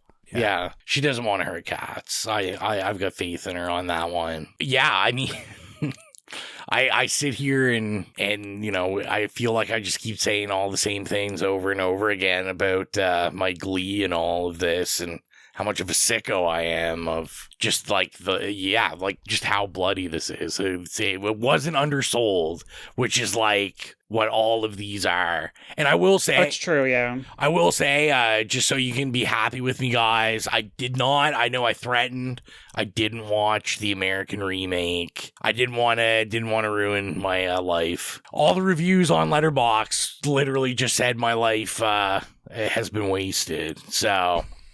Yeah, I was telling Colton I was very sad to hear that. I like the director of the American remake, and I thought it was kind of interesting that they would have remade this because I saw an interview with the two creators, and they basically when they made it, they were like, America trying to buy the rights pretty much the minute it came out, and they're like, never, never, never. And then they, changed the tune. And well, yeah, they wound up, I think, originally optioning it to the guy who did Wreck. Yeah. And they had some belief, like, oh, he'll probably do a decent job with it. And, they were talking about it being adapted by, like, a more capable filmmaker than them themselves.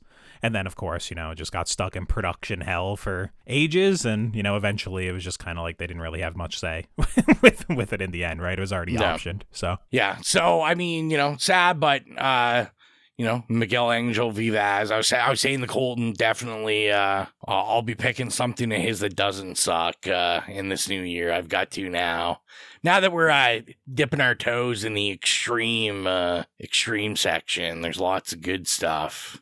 Is this upcoming year the year of just crazy horror movies? Rowan picking 120 Days of Solo or. Well, that's what I was just about to say. We haven't announced our Christmas pick, but it is Solo, right? Or the 120 Days of Sodom. That's what we're doing. Nothing says Christmas like the Triple P. Yeah. It's a double feature of Solo and a Serbian film. Oh, there you go. Yeah. So yeah, that's my end note on this. I did have written down. I was like, Gill's opened up Pandora's box. Why would she allow Rowan accidentally? Why would she allow Rowan to do this? So get ready. I had no Get idea. ready for the new year where we review every Faces of Death movie that was ever released. Yikes! Martyrs, the remake. Oh. Do you guys have any other notes about this? Or are we good to go in the rating it? I just want to talk about one of the shots I really liked. And it's when the CGI baby. The Perfect. Woman, I know which one she's going to say. We're on the same page here. Go ahead, Jill. It's when the lady's standing outside Sarah's window and she lights the cigarette. Just the way that was shot. I don't know. I love the imagery of a stalker lighting a cigarette like so brazenly outside your window. And I thought it looked super good. Yeah, I really liked that moment where she was trying to capture her on camera and like taking pictures and lighting up the room. And she does that later on in the movie as well. And I think that's just a really nice cool. filmmaking choice. Yeah. It's something we've seen before, like in other movies, but I still love that it was incorporated here. Me too. And like the dark room, I thought was a cool touch as well. All of that was cool. When she was first in the house, when we first know she's in the house. This was the shot that I wanted to talk about. When Sarah kind of wakes up from her nightmare, and it's basically she's kind of sitting up on the couch, and you can only see kind of like the clothing at first. Then it could be like, oh, maybe it's a curtain behind her or not. And then obviously it moves a little bit, and as the camera pulls out, you see like her face, but it's very faint, and then it kind of like blends into like the gray. It's not even like pitch black like in the shot. It's like just washed away in the grayscale. I really like that shot as well. I was like, oh, excellent. Like, we know she's there. You know, I thought that was a great shot. And but by no surprise, I was reading like an interview with them, and I saw, you know, they were saying how influential John Carpenter was to them in Halloween, which I was like, yes, this makes sense because of, you know, the famous Michael Myers shot of him in the background, which this was, and just the length that they like, it stays there so that you get that fade back in the black. And like, I was so focused on like, I'm like, I can still see her. I can still see her. I can still see her. And when it finally fades, and then I'm trying to figure out like, is she still there or has she moved? Or just what a fantastic shot. Another shot, you're just talking about Halloween. There's like a nice little callback to The Shining, where they're in the bathroom and she's like stabbing through the door. And you get like the little peepholes and stuff. I thought that was cute too. I was thinking the shot at the end before she goes downstairs, when she leaves the bathroom and she goes and lies on her bed and she kind of looks like Jesus. But it also looks like when they put Annie on the bed in Halloween, because she's in the same pose. I just thought that was cool. It's also like, is now the time to relax? Is now the time to lie down, take a load off? Is now the time not to open your front door and leave as you're walking right by it? Those are the questions I was asking in the latter half of this movie. I was thinking about The Shining when she like first comes out of the bathroom, and then you see like the bedroom door. And then there's just a guy sucking off a bunny in the background. Yeah, that was the shot I was thinking of too. I was like, wow, this is it seems really familiar. It's in the same universe. Also, the woman does get like her tongue bit or something at one point, right? Like, is that what happened? I don't know, because like she's speaking fine right after it, so I don't know. I don't know. I'm not sure. That's kind of what it looked like to me. I figured it was the tongue or the lip or something. Yeah. I will say, and we brought it up for something else, I can't remember that we talked about it. If you're listening, you can figure it out. But there was like a couple things in this, and I'm not going to lie, after I finished the movie, like I literally had to go to the plot synopsis on Wikipedia, because I'm like, is this what happened? Oh, it was the cop. It was the cop and zombie which cop. We've touched on a couple of times. Yeah. I do have an explanation for it, that it's not purgatory, that, you know, there's like a medical explanation for it. Like, I'm pretty sure when you see that guy's skull, like from the close impact, like there is 2 holes, right? So it's like trephination, where essentially like back in the day they used to put holes in people's skulls to let their brain expand, because they thought that was the way like you'd get over brain damage. So I just thought that movie was kind of pointing out to that, where it's like very clearly he has brain damage and it's gone crazy. Now, why is his eyes like burned or whatever? You know, I don't think beanbags would do that. I don't know if there's like still, you know, combustion when you fire a riot gun. I have no idea. But like, or you know, also it just looks cool. Yeah, like I don't know. It was kind of goofy. I think it was over the top anyways, and we didn't need it.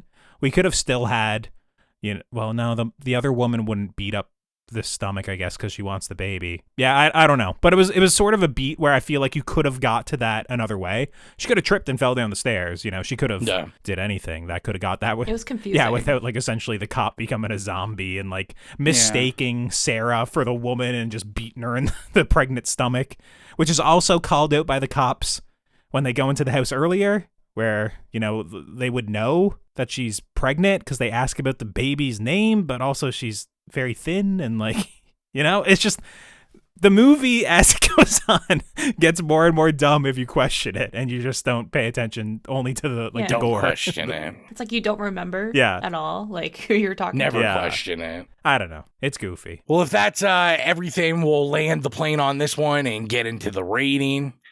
If you're new to the program, our rating system is nay, okay, yay, or slay. Jill, this was your pick to start the holiday season. What would you give 2007's Inside? I am going to give 2007's Inside a yay, because despite the CGI baby and despite some of the things that didn't quite click for me, I thought it was like terrifying and tense. I was so anxious watching this, especially the first time. And then I did love the gore, and I did love like the basic plot of the story and some of the shots. So yeah, I had a decent time watching it. It was just like it was a really hard watch for me, just because it just keeps going on and on and on, and it's just like horrible things happening. But I did enjoy it. Mike, what are you gonna rate it? I think I'm also gonna give it a yay. Like, not a super enthusiastic one, but like, yeah, I was looking forward to watching it again, and I did enjoy it on the second time around, even though I was traumatized by it. And maybe that's why I'm giving it a yay, because I was traumatized the first time I saw it. I love a good bloodbath, and I think that there's, of course, obviously, you know, we talked about, like, there's a lot of issues and stuff, but, like, I don't mind not nitpicking movies, and also I think that there's a lot that you could like study in this movie because it's really well paced and it's fucking relentless after like the first 7 minutes. I think that just the way that it's like this lean, mean machine with blood everywhere is just like, I don't know, it's like people should be taking notes on this. And also I love home invasion movies, and I think this was a particularly good one. I'm going to say something controversial right now. I think it's way better than The Strangers. I think The Strangers is an awful movie. I don't know how there were like 8 of them. I saw the first one in theaters and walked out and everyone was like, oh my God, that was so good. And I'm standing there like, did we see the same movie? That was so boring. Like, please give me my money back. I cannot stand Hot it. takes. I mean, listen, I'm just being I might honest. pick that now for the new year. Start things off right. Oh, you know what else I hate? I hate murders. I hate high tension. Oh. Wait, shit. What's on my watch list? Yeah, I really enjoyed a lot of it, and you know, it's one of those movies that like if somebody was to say like, oh, I kind of like want to watch a freaky French horror movie, or like I haven't watched many violent movies, I really want to watch one, I'd be like, we're putting this on. And I look forward to it again. Colton, what about you? What are you thinking? Yeah, this is the sort of movie that I really enjoyed it for probably the first 45 minutes or so, but then I wouldn't even necessarily call it nitpicking. It was just like little choices just started to kind of snowball where I was like, it's getting sillier, but also even though this is a lean like 82 minutes, it just winds up feeling like they're just adding more characters and more scenarios in for more gore, but also a little bit more runtime just to kind of flesh it out to a full feature length that I was like starting to hurt my experience of it. And also like I understand the protagonist is, you know, severely pregnant and she's injured, which obviously it's very much a character that's not very mobile, but I also find for a lot of the movie she is just kind of like a sitting duck. Like she doesn't really do a whole lot to help her situation at really almost any point in the movie, until, you know, the little makeshift flamethrower and then making a spear out of, I don't know, whatever she made the spear out of. So it's the sort of thing where I enjoyed a lot of it leading up to kind of like the latter half. Like I said, I did enjoy like that moment of grief where we see the picture wall. I liked the shot of like the woman fading into the background. I thought the woman's performance was unnerving, but also like didn't veer so much into like over the top, like schlocky, silly, you know, killer performances that we see so often. And I did like the flashback reveal, like how it was handled, even though, you know, as we've all said, we did see it coming. It's just the sort of thing where it just kind of gets a little bit too dumb. I don't know who wrote into the script that it's like, we have an arsonist in the back seat. We're going to talk to him. We're all hanging out with him kind of like, because it's obviously a French cop car with no division, no nothing. And then it's like, we're going to bring him in and handcuff him and make him like an officer and give him guns and shit. It was just like, it was so silly. And then it just gets like worse from there until the movie ends. I fucking loved that guy. Like just have him like, he doesn't know how to use a gun. Have him being a drug addict breaking into the house or something if you have to have another person there. It's like, it was just so silly, like having him actually be like, oh, we need to enlist the help of this arsonist. Did like his kill. But like, that's what I'm saying. Like, I like a lot about the movie, but it just kind of gets too dumb and whatnot that it kind of, you know, did temper my enjoyment a little bit. So I'll give it an okay. For most of it, I was like, yeah, this is really good. It's going to be a yay, probably. But by the end, lost me a little bit. I do think the final shot is really good, even though it is a plastic baby, for sure. I did like the shot of her sitting in there, you know, the way it was composed and whatnot. It reminded me of Robert Eggers's The Witch, when she's nursing the baby with the, you know, the raven suckling out her teat and whatnot. Ooh, that so you might shot. say that Robert Eggers was influenced by this movie. Could be, yeah. I mean, but yeah, no, it's an okay from me. What about you, Rowan? I don't know. You can, you know, I feel like what was that band's name? Stained. because it's been a while that I've given one of these out. Get out of here. Oh, wow. No way. I'm giving it a sleigh. Yes. Whoa. I really liked sleigh. it. Gill said in spite, I'm giving it a sleigh. I really had a time with this one. So you like this more than like High Tension? You like this more than Martyrs? I mean, Martyrs, it's been a long time since I've watched. Martyrs, when I first saw it, I mean, it was a sleigh then. It'd probably be a sleigh if I saw it now. I like High Tension. I like High Tension a lot. I probably like this more than I like High Tension. I mean, I agree with that as well. Yeah. The twist in High Tension is awful. I remember how much you hated High Tension. But I really enjoy this. Like I said, I didn't, like I kind of say with all these things, maybe if another viewing in a different atmosphere, I would have not liked it as much, but I was like totally into this. And any movie that can just like get me that awake that quickly and just like, I'm talking about I was dying. I was like, I was only running on like 2 hours sleep and I was like, there's no way. And then I was just like transfixed. I was like, I can't take my eyes off this. And the score and everything I talked about, I just really, really enjoyed it. So I'm going to give it a sleigh. Yay. Yeah, Sweet. I haven't given a sleigh since Jaws. So Jaws and Inside, double feature there for you. I don't know how I can, combine those, I guess. The double feature is Black Christmas and Inside. It's perfect. So, 2 yays, a sleigh, an okay. Yeah, I don't know. It'll average out some way, but I think it'll be all right. It'll be around there. So we told you what we thought of the film, and we asked what you thought, and someone did write in about it. I think we only got one, which didn't surprise me. I'm interested how, like, popular this is, because I don't hear a lot of people talking about it. I think a lot of people, like, in your teens, when you Google, like, really scary or really over-the-top horror movies, I think you would stumble across this. But, like, once again, you'd probably hit, like, Martyrs before you hit this, and then if you're a real sicko, you'd probably do like a Serbian film to see if it like offends your friends before you do this. So it's kind of like in the middle of a lot of those like extreme movies, I guess. I agree with that 100%. So we had on Bluesky. This might be our first person to write us in on Bluesky. I finally booted up Bluesky, added a bunch of people. Oh, there he is. And then I scrolled around. And I was like, God, there's nothing here. And then I went back to the toxic, terrible place of Twitter. So we had Daniel Gorman 20 right in, and he said, great fucking movie. So I guess that's a sleigh. Sounds like it to me. Yeah. So obviously a big fan of the film. And with that, let's stroll on over to the horrific hotline, where I know we have Nicholas, I'm sure, hopefully loving it, slaying it, hopefully not making Mike angry since they just got back on good terms.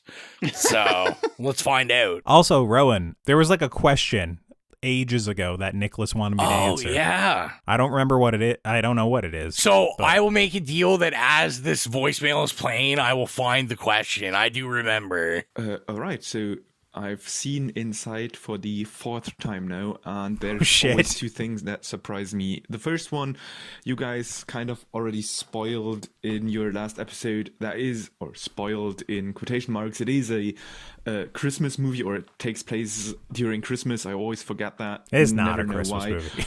Probably because Christmas doesn't play such a big role in the movie. I think it's only kind of an excuse for people to check up on our main character, even though she clearly wants to be left alone. And the second thing I always kind of forget, or I think the movie is not as hard and as violent as it actually turns out to be. And there are some really gnarly scenes in that movie. It's up there. There's some great special effects. There's one headshot that looks a bit, fake, but it's still super violent. So if you're into that kind of thing, which I am as far as horror movies are concerned, great great pick for that. I'm going to give it a yay and a solid to strong yay, because I do enjoy the movie. I think it's very entertaining, especially over the short runtime. It's very violent and hard, but it does not quite reach the peak of French extremity movies like the super nihilistic masterpiece Martyrs. So yeah, I don't know. It is, at some point it feels like it's trying to copy a basic American home invasion movie and just put the gore on 11. Yeah. Which is definitely not a bad thing, but there is kind of a certain thematic element missing for me in the movie. But that being that, maybe as an additional question, because I know you've done High Tension or Switchblade Romance, whatever the title is that you guys use in Canada mostly. Are you planning on doing other like French extreme horror movies, or is that like a one and doneer now, and you're more like, let's get back to the usual stuff? Well, I think this one was like an accidental French extremist movie. But I mean, Martyrs has been on my actual list for ages. It's just like, it's a tough movie to pick. It's not like a fun watch, you know? Like, I'm sure we'll find things to say about it, especially if some of us haven't seen it. I've had Martyrs on our list for, I think, every year. I have a guest lined up for Martyrs that I've had for like 3 years. It will come someday. Yeah, like, it's harrowing to choose that, just to be like, all right, on a Sunday afternoon, I'm going to watch that, you know? It's a tough watch. I mean, I'm not opposed to doing these extreme movies, but if we were only doing them, like, every week or every couple of weeks, that would be, I don't know, just for myself, it'd just be like, oh, this is hopeless or, like, very bleak. Yeah. Especially since I don't, like, love these movies, right? Like, you know, sorry, Martyrs is probably my favorite of this sort of thing that I've seen. But I do find, like, with High Tension or with this, maybe another theme of like French extremism is just the movies get a little dumb at a certain point and they kind of lose me. So I don't know. I'd have to rewatch Martyrs. Maybe that doesn't make much sense either. I'm not 100% sure. It's been a while since I've seen it. And Colt messed up the announcement. We're actually going weekly, and we're only doing movies like Martyrs. Fuck. Okay, well, I never knew We're that, changing the tone of this podcast. News to me. It's only French extremity movies and shark movies. That's what our thing now. And we didn't talk actually about like the Christmas aspect of this at all. They literally just like mentioned Christmas once, right? That like it's Christmas Eve, or like she's gonna be delivering on Christmas Eve. Was there any other Christmas in the movie at all? It's like 2 or 3 times at the beginning. Yeah. And I think it's specifically because when she's out for the walk with her boss, she very specifically says like, I hate Christmas. And so I think they're like, okay, well, we're not going to mention it, and that's why she has no decorations up. And it would have been interesting if they put the camera across the street and you saw like the houses on the other side of her were decorated with lights on them. Yeah. Or like, because she does bring that up as a tactic to try to get. I saw like the character's name is La Femme. She says like, oh, there's parties going on, like, so to see like other people around. Yeah, it would have been interesting, I guess, just to flesh that out a little bit, because this as much as like a Christmas movie as like Jurassic World is a Christmas movie, where it's like they mention in the beginning that it's Christmas vacation or something, and then it's just like, oh, now we're on a tropical island with dinosaurs for 2 hours. It's just no Christmas at all. And I was gonna say, Nicholas said it was his second question, because I saw in his email he had a first question which was just about if any of us saw the remake, which we brought up in the episode. And yes, Nicholas, I'm sure it's as bad as your imagination is telling you it probably is. And I saw he also said that how hard it was to get the uncut version of this movie. So that may be an answer what we were talking about. He said he has to pay basically about $1 trillion in Germany if he wanted to get a hold of the uncut version of this. So I'm gonna have to Google and see like how long, what the difference is. The uncut version is, and like what's added. I'm curious if there's an explanation for like the windpipe.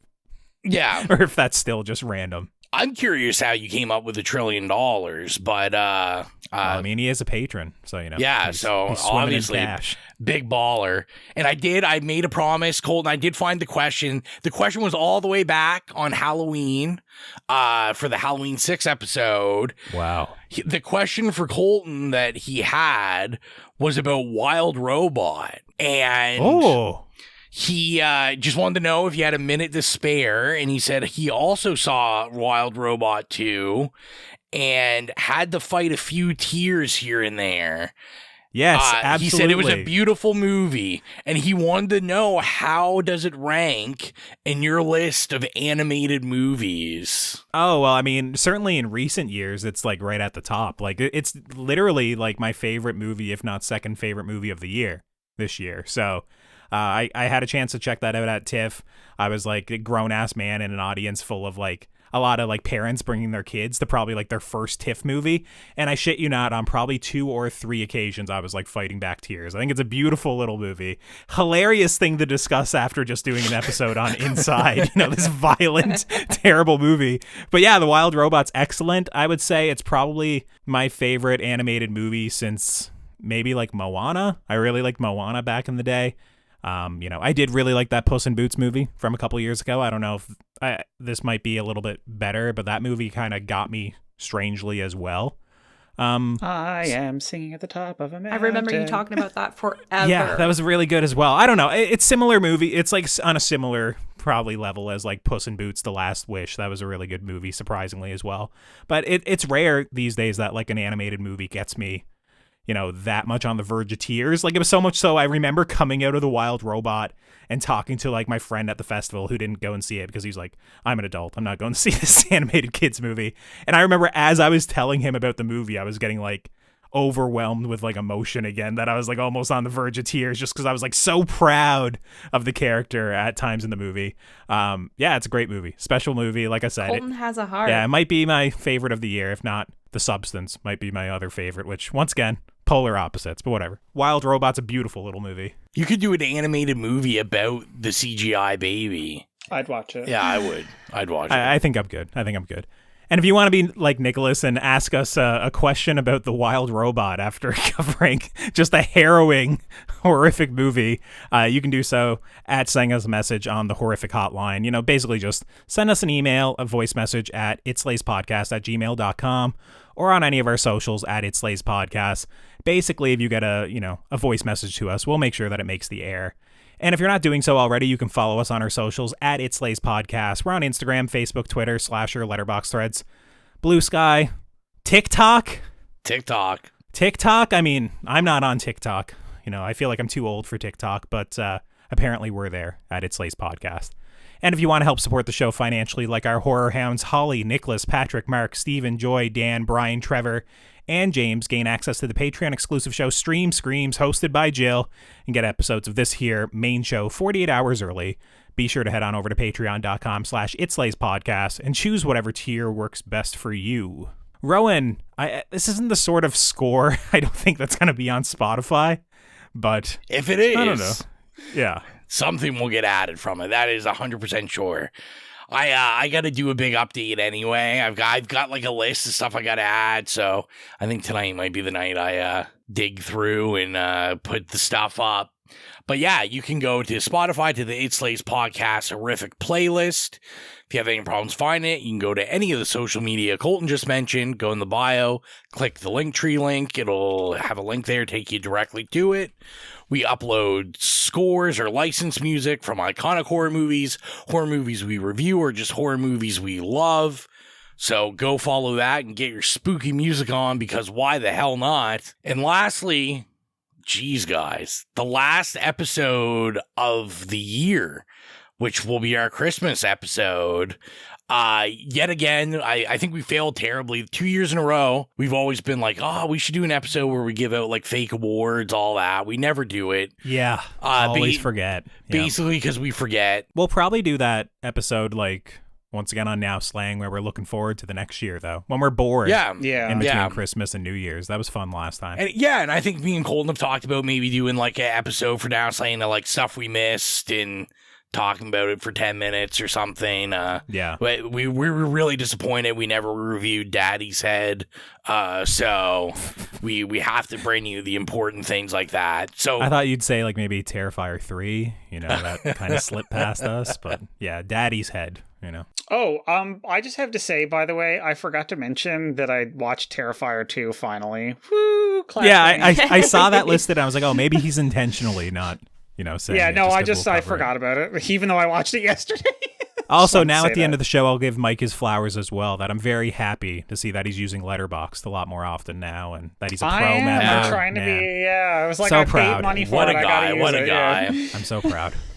But so I don't know. Maybe next year we'll remember to do the awards one. I feel like that's something we have to like curate all year because we got to like come up with awards and remember the movies we see. And I don't know, people listening for a long time, if you haven't noticed, like none of us are like that organized, or at least not me. So yeah, maybe it's just me to remember to do all that. But Christmas episode. We were like, why don't we do something real weird, something real out there, that no one's ever talked about for Christmas on a horror podcast. And, obviously I'm being a dick. We're doing Krampus because we've never done it. Not Krampus the Reckoning? Oh, Krampus the Reckoning. What about Krampus Unleashed? Or Krampus the Christmas Devil? Or Krampus the Devil Returns? Or Mother Krampus? There's like 100 Krampus movies. All of sound these terrible. probably available on Tubi. Yeah, probably. No, we're doing the Krampus because I'm actually surprised we've never talked about it. And, kind of, I feel like kind of like a cult horror Christmas movie now. Yeah, I mean, Michael Dougherty, he did Trick or Treat, right? And then went on to do Krampus. So, I don't know why I said it like that, but I had a stroke. Krampus. So, get Krampus into your eye holes, and we will be back for another Merry and Jolly season greetings episode. It won't be as holly and merry as this one was in this film, but it'll be somewhat that. So as always, thank you for all the support. I'm your humble host, Rowan. Bye, it's Mike. I'm Colton. And bye, it's Jill. See you later.